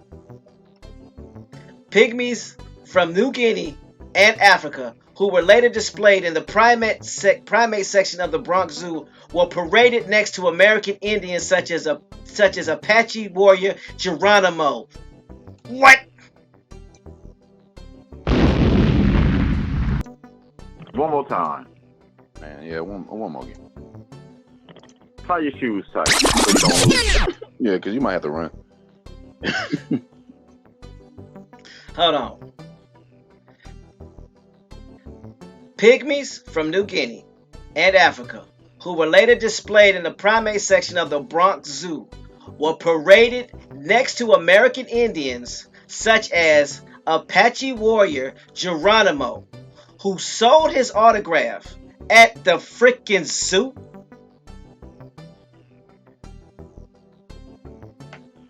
Come on, man. What kind of cooning is going on? I'm about to say, was he a superintendent? Buffoonery at its finest. You're perpetuating the stereotype of your people and selling your autograph? I'm sorry, I have no respect for Geronimo. Can't do it. But I got the bag though. I got that bag though. And you can. At what expense? Again, think about what had just taken place on your land to your people. How in the world are you now in a parade as being conquered, smiling, waving, and giving your autograph? That's why, again, genealogy is important. You should know who you descend from, because a lot of these temperaments, personalities, attitudes, all of this is stemming from somewhere. And shoot, at the end of the day, I need to know who your grandmama, who your people, because it's going to make sense. If work's trying to get done and somebody's playing and you trying to get them to work and they don't see the point in it, you the same dude that's walking around in this parade giving autographs. Let's be clear, same energy. But I digress. Doodle Vision says, Doodle Vision, hold on, y'all. Doodle Vision said that wasn't Geronimo. Well, who was it then, Doodle? If it wasn't Geronimo, because they say it's Geronimo. See, that's the reason why I like having people in the chat that know what's going on. Doodle Vision said it wasn't Geronimo, it was an imposter. Oh, so it was an imposter acting as Geronimo. Think about it, you could pull it off. We talking about a time where it's only photography. Yeah. So if these people were coming over here, if they were coming over here already, think about it, spending months. These world fairs last 6 months up to a year, looking at the images of so-called Indians. So by the time they get over here, an Indian is whatever they say it is. That's true. Think about it. A European would have no idea who Geronimo was. You just getting here, you wouldn't have no idea. You only know what somebody told you and showed you. Yeah, you ain't supposed to be like, no, he ain't authentic. Like, as soon as you get here, you brand new too. What you talking about? Mhm. Show me anything. I mean, look at the the Indian with the tear looking back over his shoulder, honey. Oh, crying Joe, yeah. Had everybody thinking that's what an Indian looked like, but do the Sicilian. What? I'm going on mute. That's your American Indian, but he's Sicilian.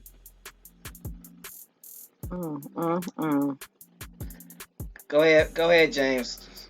See what you got to say, boss. Drop it like it's hot. Oh man, Brother Balls already hit on it. Greetings to all. Go back again. That gets back to our culture. Back then, Indians were very spiritual in a sense of they weren't allowing people to take their photographs because they believed that their spirit, their essence, would be taken away and placed into that photograph. That's not Geronimo. Like I said, all they were doing was giving you Sicilians and these Sammys that came over here that were already over here. Again, you get into blood types, but I don't want to get into that today because it's going to make some people mad. That you see all these displays of these so-called conquered Indians, and they're just sitting there, like they taking their senior pictures in high school. Come on, son, they didn't do that.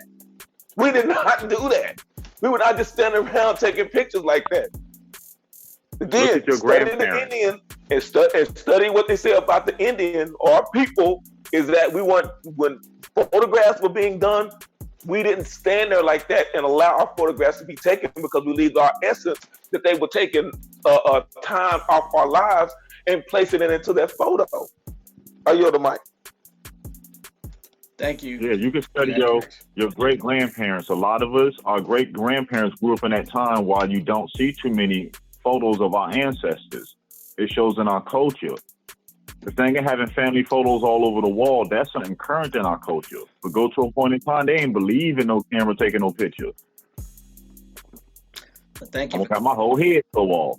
Thank you for clarifying that. Appreciate that. That's why we here. That's why we do this, to get it right. Yes. So thank you, James. Appreciate you. So then it goes on. Calm my little eternal storm. Thank you so much, James. So it says, but the main draw was a Philippine exhibition complete with full-size replicas of indigenous living quarters erected to exhibit the inherent backwardness of the Filipino people. Come on, man. The inherent backwardness. Lies, lies, and more lies. The purpose was to highlight both the civilizing influence of American rule and the economic potential of the island chain's natural resources on the heels of the Philippine-American War. It was reportedly the largest specific Aboriginal exposition displayed in the exposition.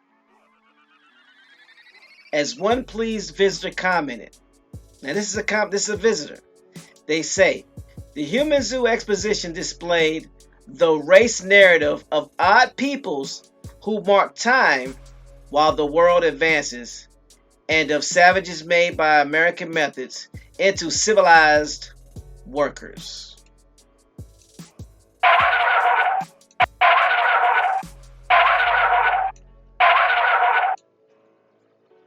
Turn it into who? To a what? It says, I think my helmet is back. One pleased visitor commented, the Human Zoo exhibition displayed, and they quote, the race narrative of odd peoples who mark time, meaning they stand still, while the world advances, and of savages made by American methods into civilized workers. This one person believed what they saw was the actual lifestyle of these people who were actors. Even though some of them were the actual lineage of these people, they were still acting to fit a narrative. And this person believed it. So if that person believed it, don't you think a lot of other people believe it? Don't that still happen now? Exactly. People watch reality shows and think that's exactly how them people actually living. In 1906, Madison Grant, socialite, eugenicist, amateur anthropologist, and head of the New York Zoological Society. Stop.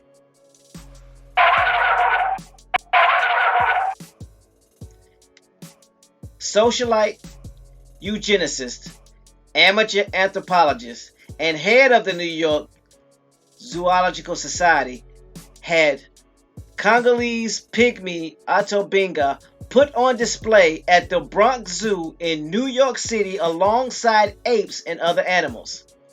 At the behest of Grant, the zoo director William Hornaday placed Binga, displayed in a cage, with the chimpanzees, then with an orangutan named Dohong, and a parrot, and labeled him, and I quote, the missing link. Linear atheist, you just fell on your own sword. I'm off the cotton picking mic. Is that the connection to out of Africa?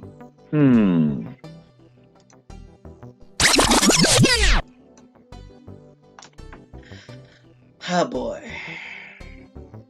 At the behest of Grant, the zoo director William Hornaday placed Binga, displayed in a cage with a chimpanzee, then with an orangutan named Dohong, and a parrot, and labeled him the missing link, suggesting that in the evolutionary terms, Africans like Binga were closer to apes than were Europeans. It triggered a... Go ahead. Go ahead, James. No, I'm sorry. I was just saying man, bear, pig, South Park, Al Gore.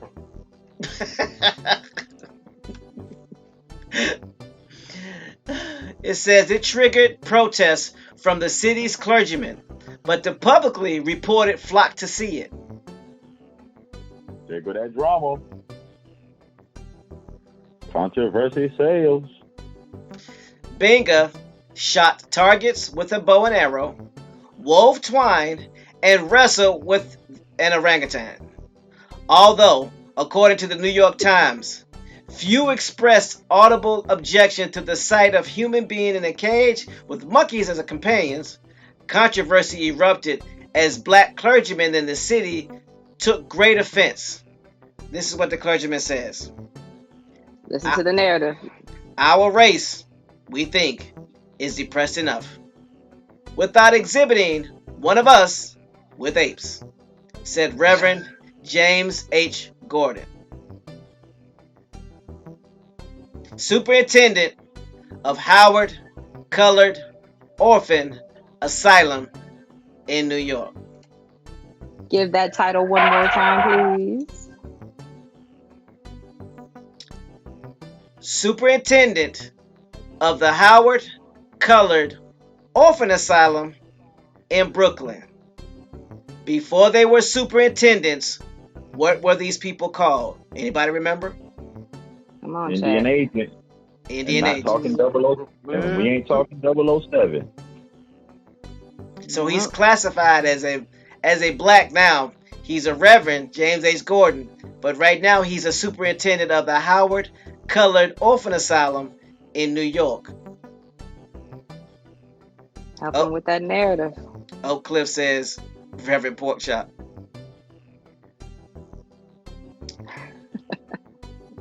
So then he goes on to say, we think we are worthy of being considered human beings with souls.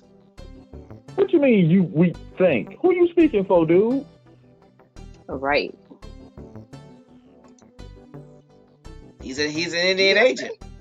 He's an Indian agent, so he's on that side to create that narrative because they put some money in his pocket. You think? So now as everyone started to understand why this white supremacist mindset is so embedded in our culture, does anybody understand why when immigrants come over here, they have this ideology of who we are without even speaking with us? Does anybody have an ideology why we are looked at as less than? if this video, if this audio, if this show doesn't show you why that's the case, then yeah, this is definitely the wrong show for you. Can't do nothing for you, man. Mm-mm. And again, this Wikipedia page has at least 39 sources. Please, and I'm not saying this to be funny, and I'm not saying this to rattle a cage. Please disprove some of this, because I do not want any of this to be right. Because that means our people were selling us out on every end imaginable. Antonio Baptiste puts up the clock with a question mark, so you know what that means. It's time for me to summarize. I'm going to start sending you an invoice. So basically what we found out thus far on this show is that during the time of the mass exodus to the United States from Europe and Ireland and other places, these world fairs were prep areas for these immigrants to form an opinion about the indigenous people of the Americas, to elevate the immigrants by putting on a show in cages of how the indigenous or autochthonous people on the Americas lived, creating a separate, unrealistic lie of our ancestors being savages, being uncivilized, and being wretched. And that only because the Europeans came to the Americas were we tolerable. That was the picture that was painted at these world fairs. You had our own people, the Indians, Native Americans. You had people from other countries, different tribes from different countries, willfully participating in these human zoo expositions for pay. Some were becoming wealthy and purchasing land in their own country because of these exhibitions. To perpetuate this stereotype, to enforce this narrative that created or at least contributed to this narrative of supremacy. Look at it this way.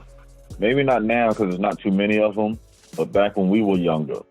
You notice the skill sets for people from different nationalities, the tightrope walkers coming from this landmass, the jugglers from this landmass, it still showed the stains of what a fair really was.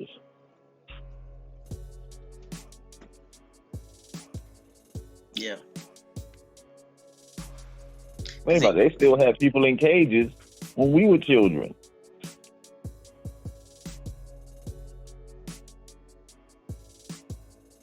But by then it was looked on as entertainment. Bearded lady, strongest man, beast man.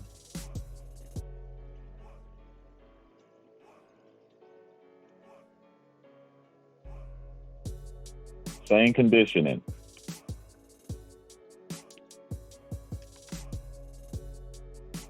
Exactly.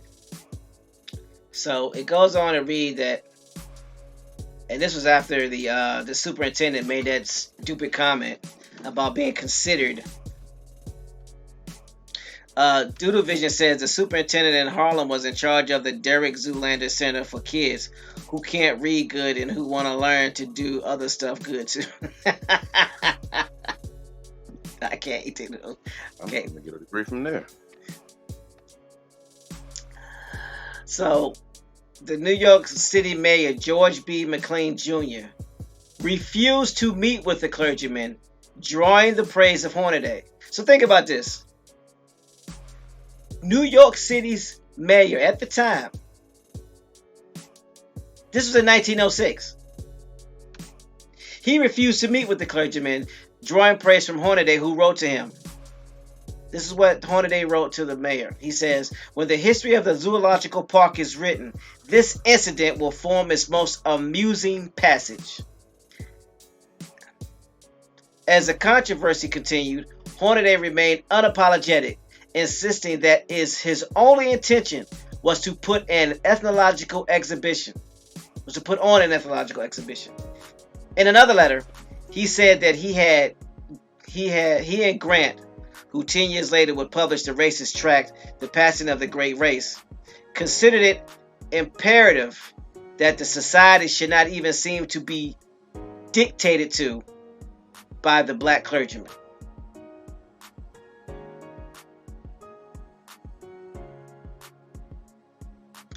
Bone says, what is this, school for the ants?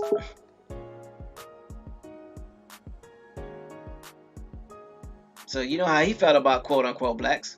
1925, a display at Bellevue Zoo in Manchester, England was entitled, coming.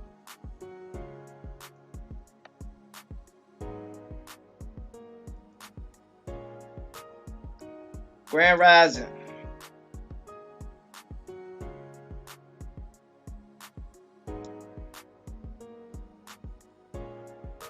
So somebody just joined. I guess they'll say something when they get a chance. 1925, a display at Bellevue Zoo in Manchester, England was entitled Cannibals and featured black Africans depicted as savages. By the 1930s, a new kind of human zoo appeared in America. Nude shows masquerading as education. These included Zorro Guardian Nudist Colony at the Pacific International Exposition in San Diego, California, 1935 through 1936, and the Sally Rand Nude Ranch at the Golden Gate International Exposition in San Francisco in 1939. The former was supposedly a real nudist colony, which used hired performers instead of actual nudists. The later featured nude women performing in the Western attire. The Golden Gate Fair also featured a Greenwich Village show described in the official guidebook as model artists, colony, and review theater. So then it goes on to read that a Congolese village was displayed at the Brussels 1958 World's Fair. In April 1994, an example of an Ivory Coast village was presented as part of an African safari in Port Saint-Pierre near Nantes in France, later called Planty Sauvage. An African village intended as a craft and cultural festival was held in Augsburg Zoo in Germany in July 2005 and was subject to widespread criticism. People, this is in 2005. This is less than 9 years ago. Mm-hmm. In August 2005, London Zoo displayed 4 human volunteers wearing fig leaves and bathing suits for 4 days. In 2007, Adelaide Zoo ran a human zoo exhibition which consisted of a group of people who, as part of a study exercise, had applied to be housed in the former ape enclosure by day, but then returned home by night. Hold on.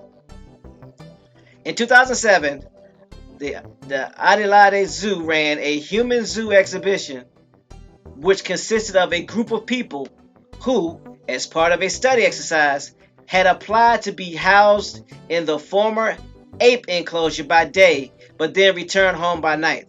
The inhabitants took part in several exercises, and spectators were asked for donation towards a new ape enclosure.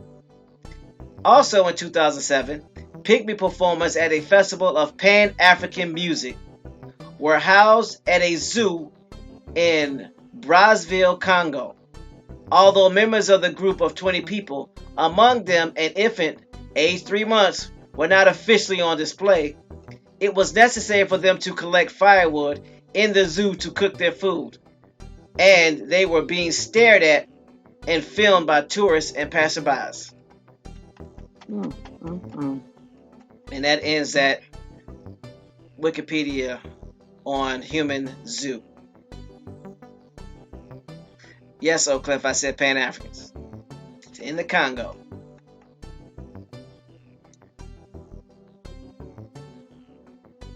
So I guess whoever came on didn't have anything to say. Or maybe they just want to test to see if the number really works. I don't know.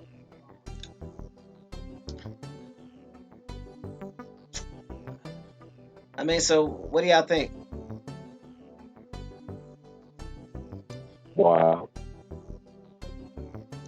ready for the backlash. What you say, James? Get ready for the backlash. Backlash from who?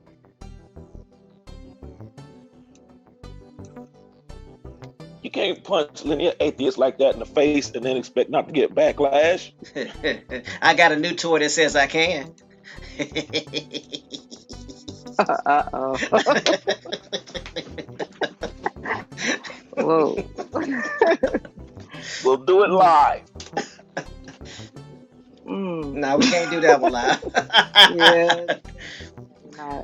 I Am Flying Squirrel says it was Umar Johnson on the line. I Am Flying Squirrel. Y'all be cutting up so bad. Don't tell it. Whoever it was from New York. So get ready. I mean, look, I'm in VA. My address is public. You can come holler at it, brother. Just know the gun laws. That's all I say. Get warned. Deal with the information. At the end of the day, like, it's nothing personal. Yeah. Deal with the information. Not at all. You come in peace, you leave in peace. You don't have to say the rest. Bring sources. Just bring sources and facts.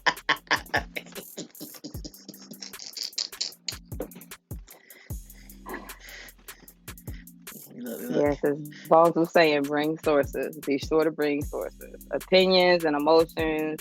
We've had enough of that. Like, we're really trying to get things right this time. So come with Bring some proof. sources, not forces. So that's that distraction, that emotional stuff. It takes away that energy that you invest in it, takes you away from the true narrative.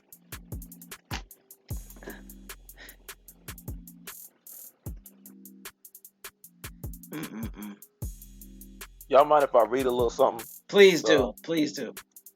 This is from an opening address in the 1939 New York Wells Fair. And it reads, "If we were not found here when Columbus discovered this country, we were with him and took part in its discovery. We went on exploration tours with the bravest and the best. We helped to convert all of her deep, dense swamps and perilous wilderness into laughing, productive fields. We met in them with the pearls of death-dealing disease, scorching summers, and freezing winters. This group has freely given its sons to protect against any foe, every right and claim of this country.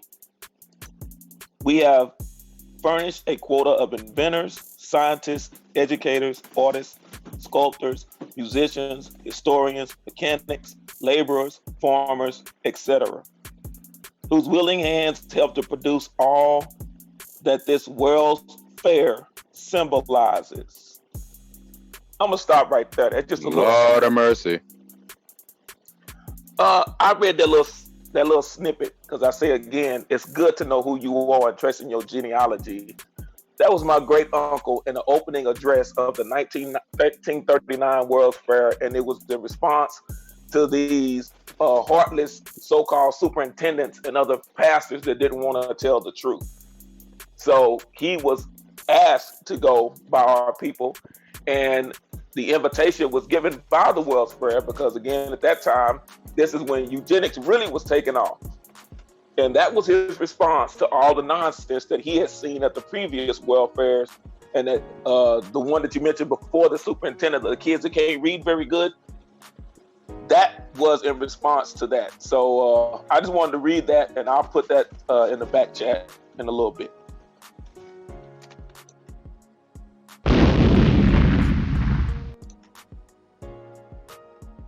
I gotta do that again.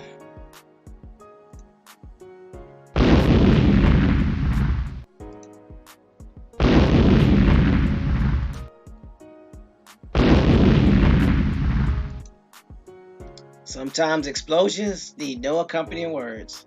Thank you for sharing that, Brother James. So,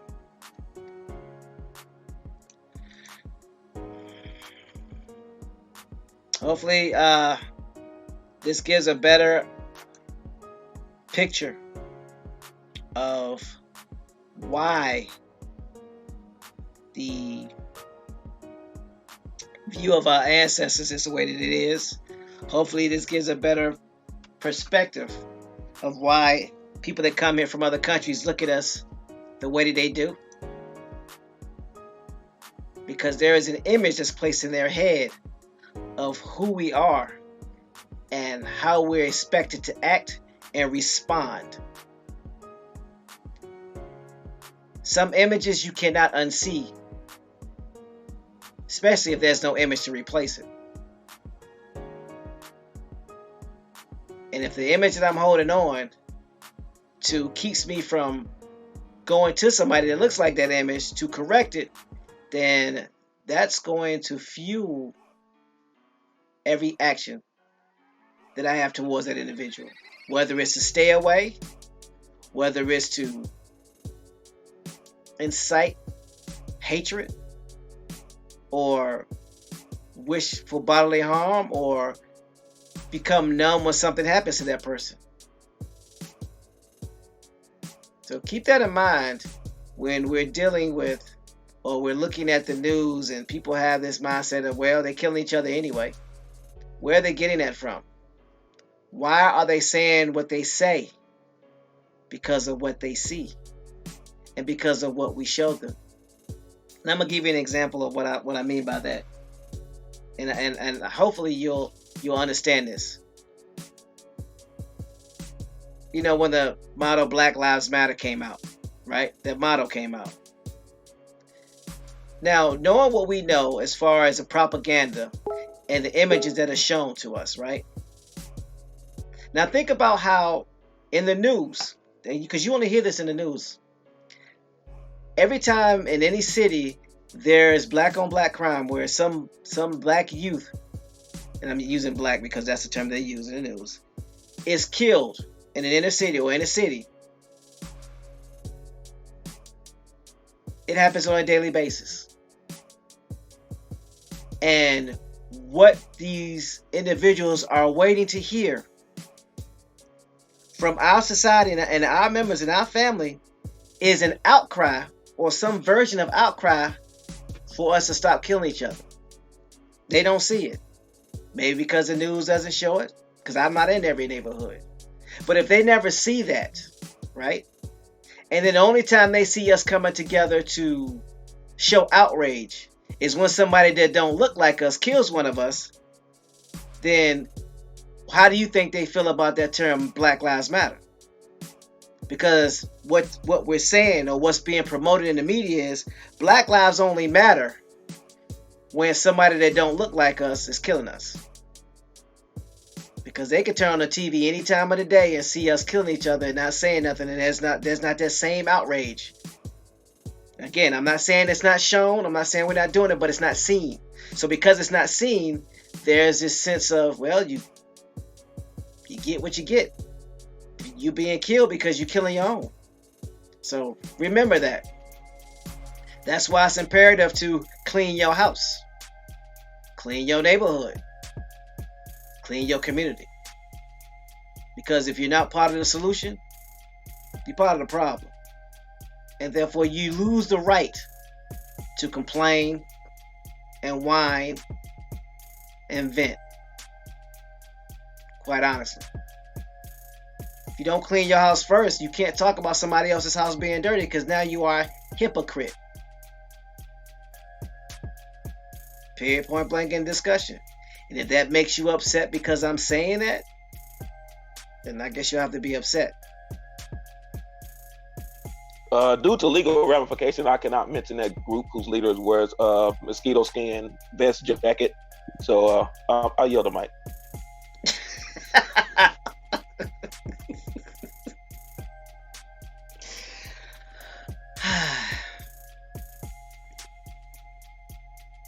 So now that we've given you this information, or we've exposed you this information, we've been exposed to it together as a collective.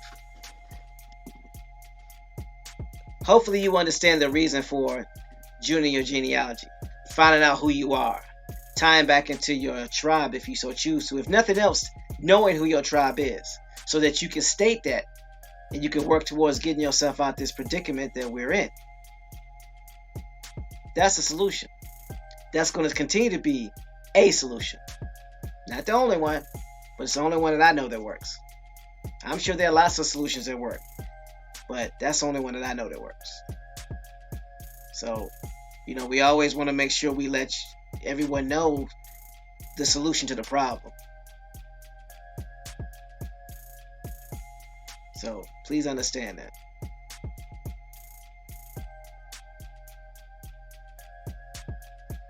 Anybody got anything they want to say? Add to it.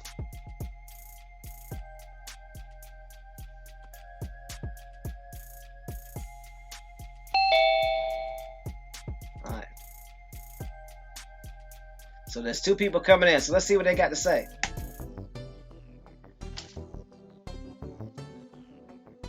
If you got something to say it. There's a number that ends with 0086 and a number that ends with 8736. Hello, anybody there?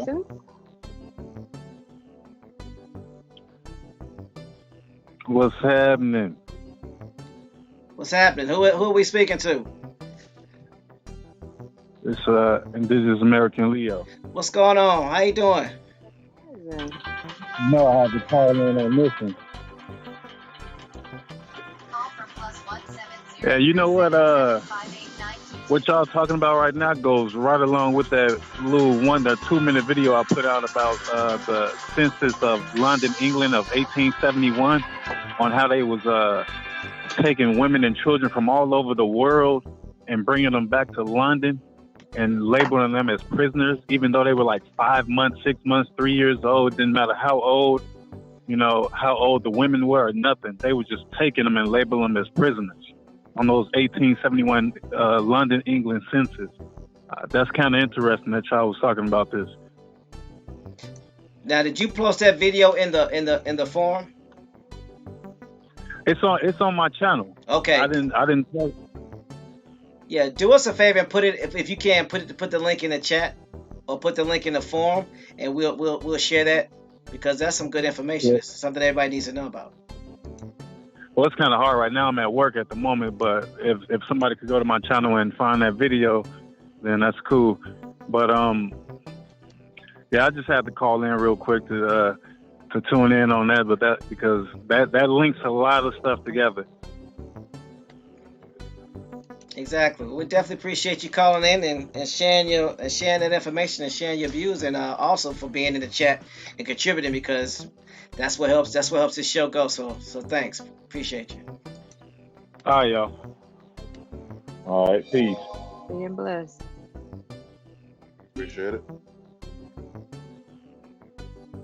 Who else we got on the line?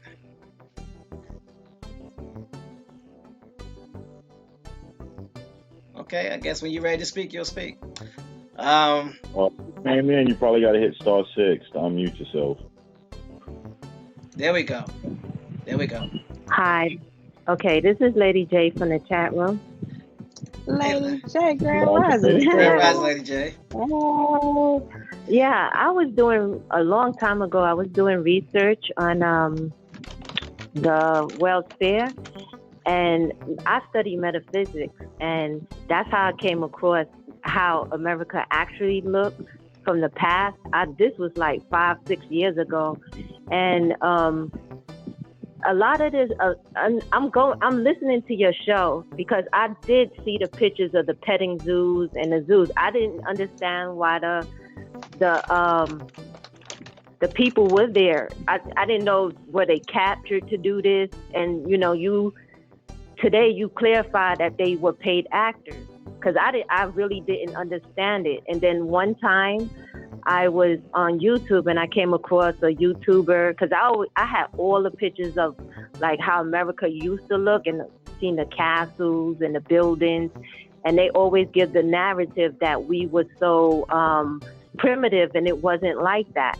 Because for me, metaphysics, I was studying the ley lines from the buildings, because we do our ritual, our practices, and I'm from Trinidad. I'm not from Trinidad, but my parents from Trinidad. When we go back home, we do our practices, spiritual practices. And we would use like the electrical current where the power is. And this is how I discovered, one day I was going through, I wanted to see where were the ley lines in America. And this is where I discovered all the castles, all the buildings. And I was like, where are these buildings coming from? Then I got, it went into, it's deep. It goes into the labor unions.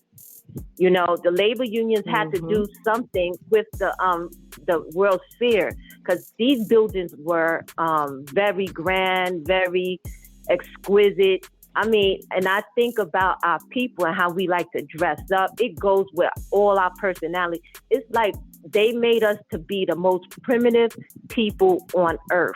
I mean, like, we have nothing. And keeping that slave mentality, like telling people all we did was slavery, and that we nothing.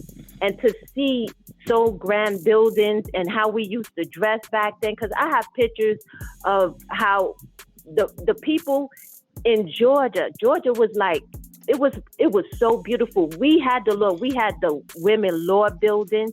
I can give you pictures of the buildings and everything. I have pictures of stuff because I was just researching, and the more you go, the deeper it goes. And even with Tesla, before Tesla, we had electricity because we knew how to make cars.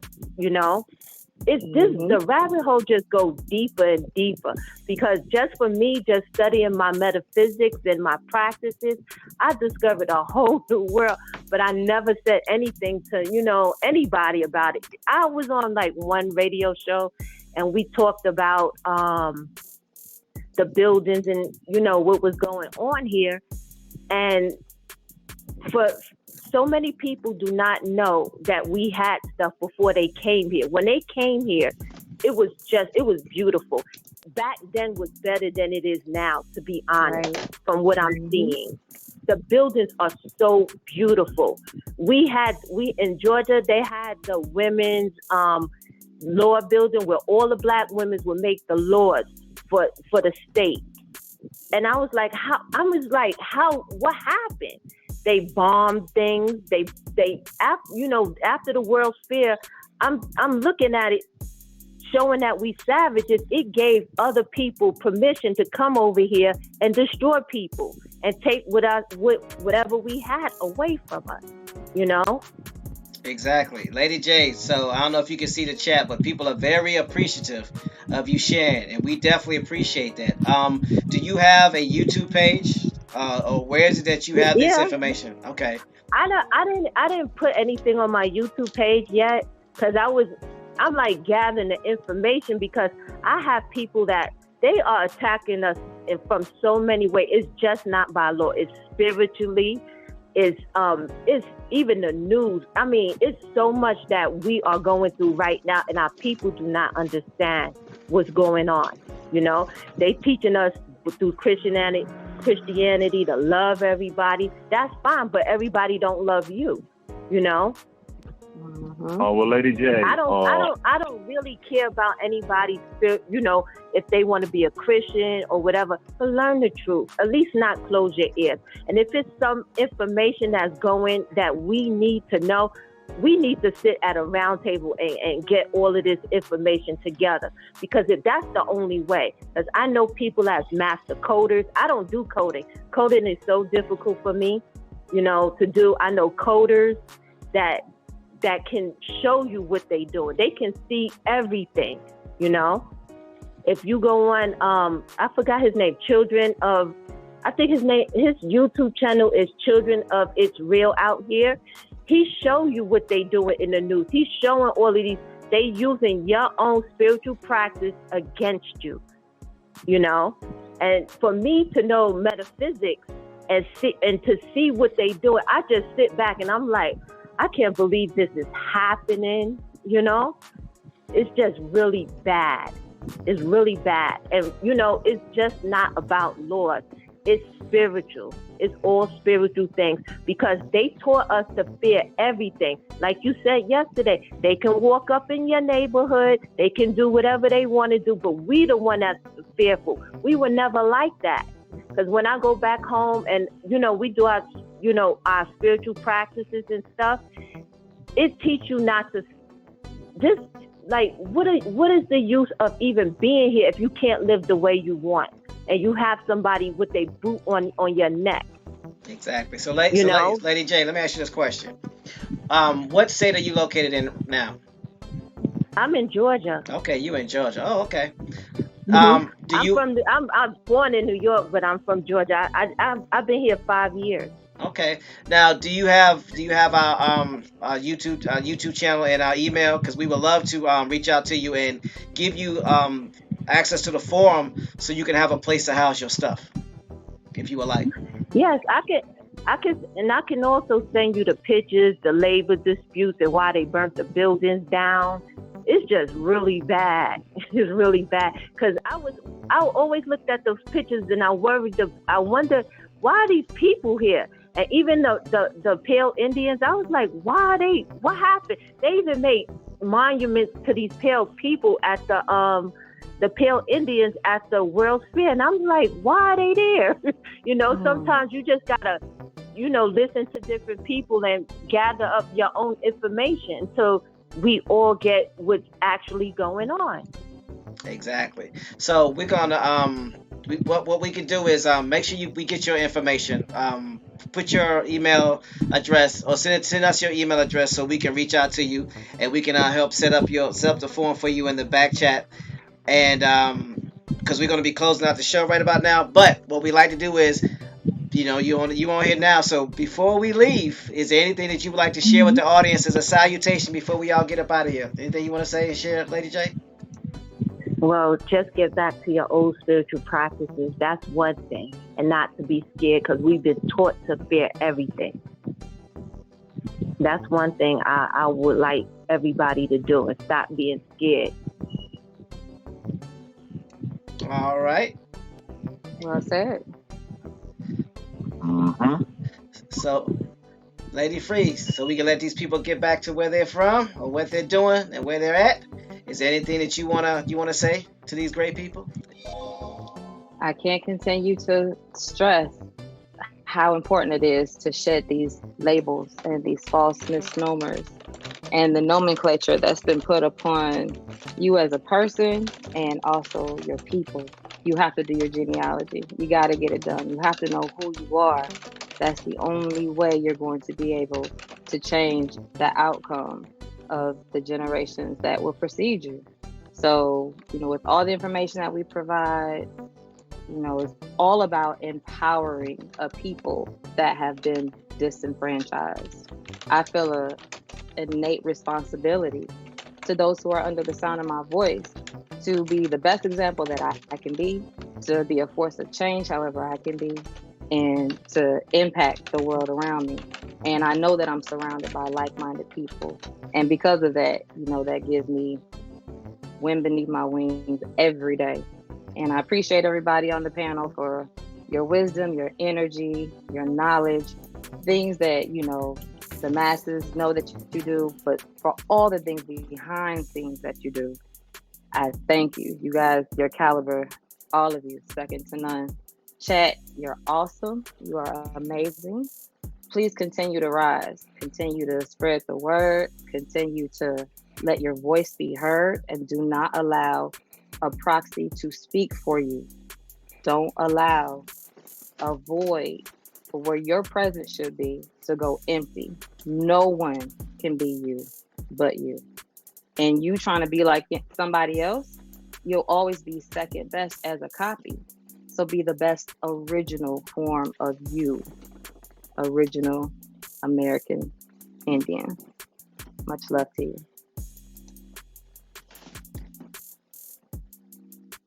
Man, I'm glad I ain't got to go after that. That was awesome. Appreciate that. Before I know. I know. You know what I was unmuting for. I know. Like James ain't the only one that like to leave hot mics around here. I want to thank Lady J for coming on, and also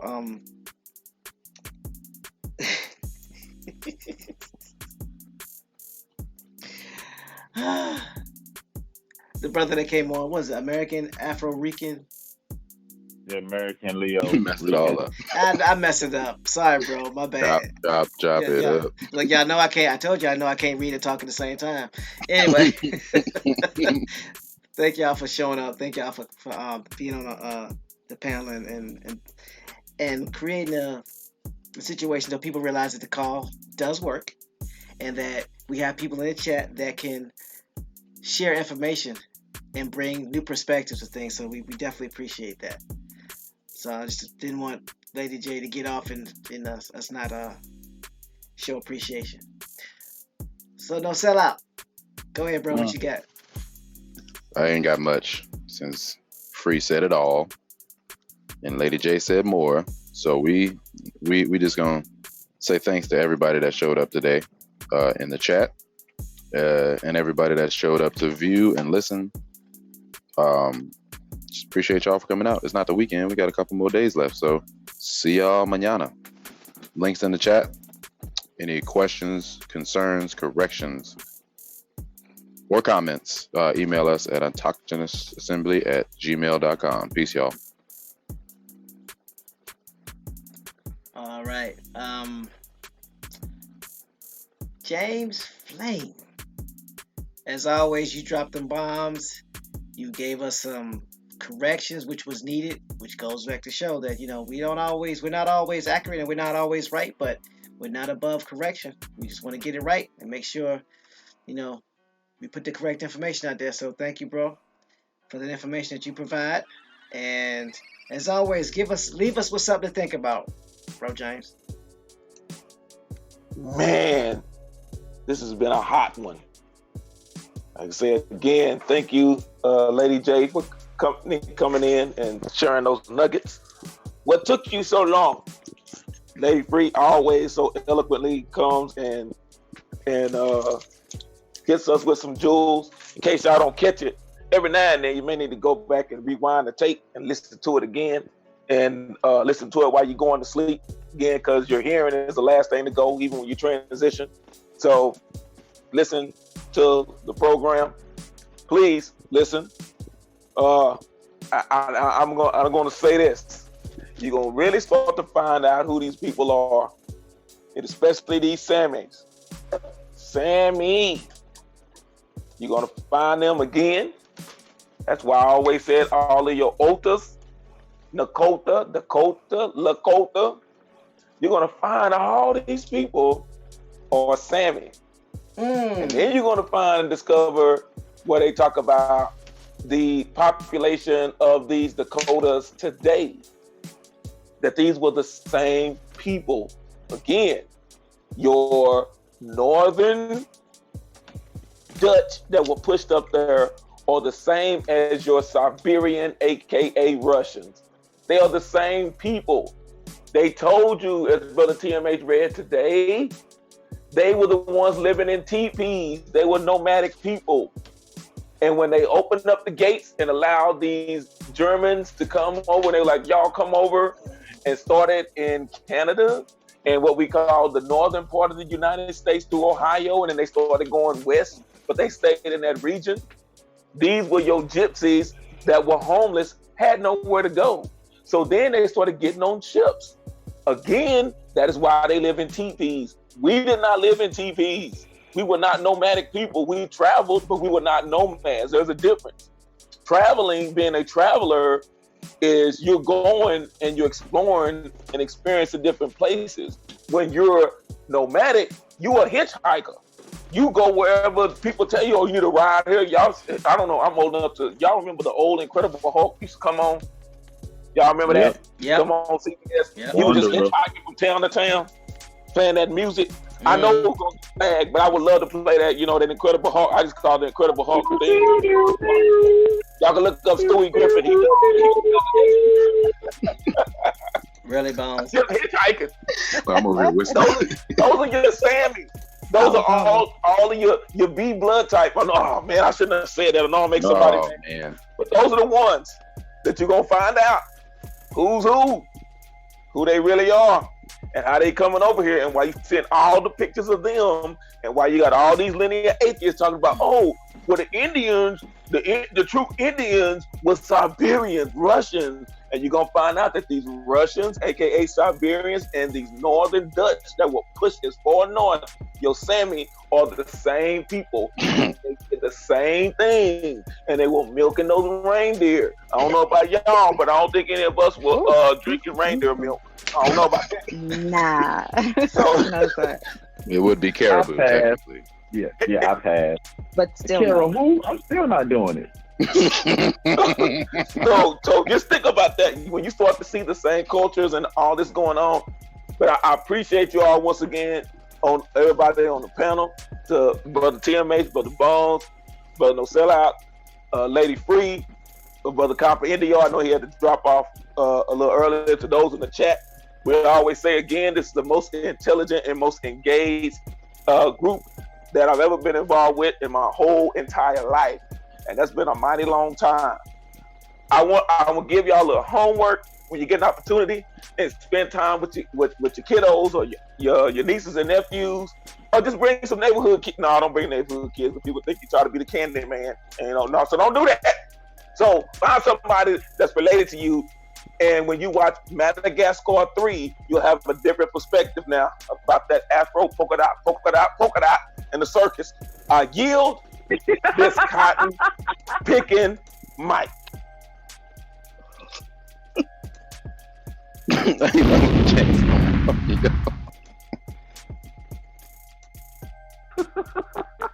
I'm sorry. Take me off the air. He just be dropping bombs and then just leave. So we found out that the Samis are your Otas, which were descendants from the Vikings and the Issa. Sammy. Oh, Sammy. Better stop at that right now. Hey, I got one for y'all. What? Really? What? We say Sammy, but what they tell you, Uncle Sam wants you to be all you can be. Uncle Sam wants you. Oh, man. Sammy. Mr. TJ says sorry. Sambo. Ooh. Okay, that's enough. Yeah, I have nothing. Just to let people know that Autochthonous Assembly is here to help you with your genealogy, and we're here to help you find your tribe if you should choose to, or become independent financially, or financially independent. Excuse me. And we're not here to tell you who you are. We're not here to tell you what to do, but to remind you that if someone has no intentions on telling you and the person that they're talking about what they got negative to say about them, 9 times out of 10, they got a colonized mind. Something to think about. Also, just remember we're here to help. And with that, I'm going to turn it over to Bones H. McCoy so he can give you the salutations and take us out. I relinquish the mic. All right. Appreciate it, TMH. I'd like to thank everyone on the panel, the guests that called in, everyone in the chat for making this another great rising show. And also to answer Lady J and a lot of others, the form was designed so if you have information and pictures that you want to share, that you can post them up. And you don't have to worry about them being on YouTube or anything as well. And remember, we have American Indian Network Television. So if you have particular programs and videos and stuff, contact us, and we have no problem with putting them a part of our television programming. Like we said, this is designed for us, by us. It's here for us to use it. So on that note, enjoy getting together with the relatives. It's always a blast when we do. Till tomorrow's Rising Show, everybody have a very, very blissful day. And peace. Peace and love, everyone.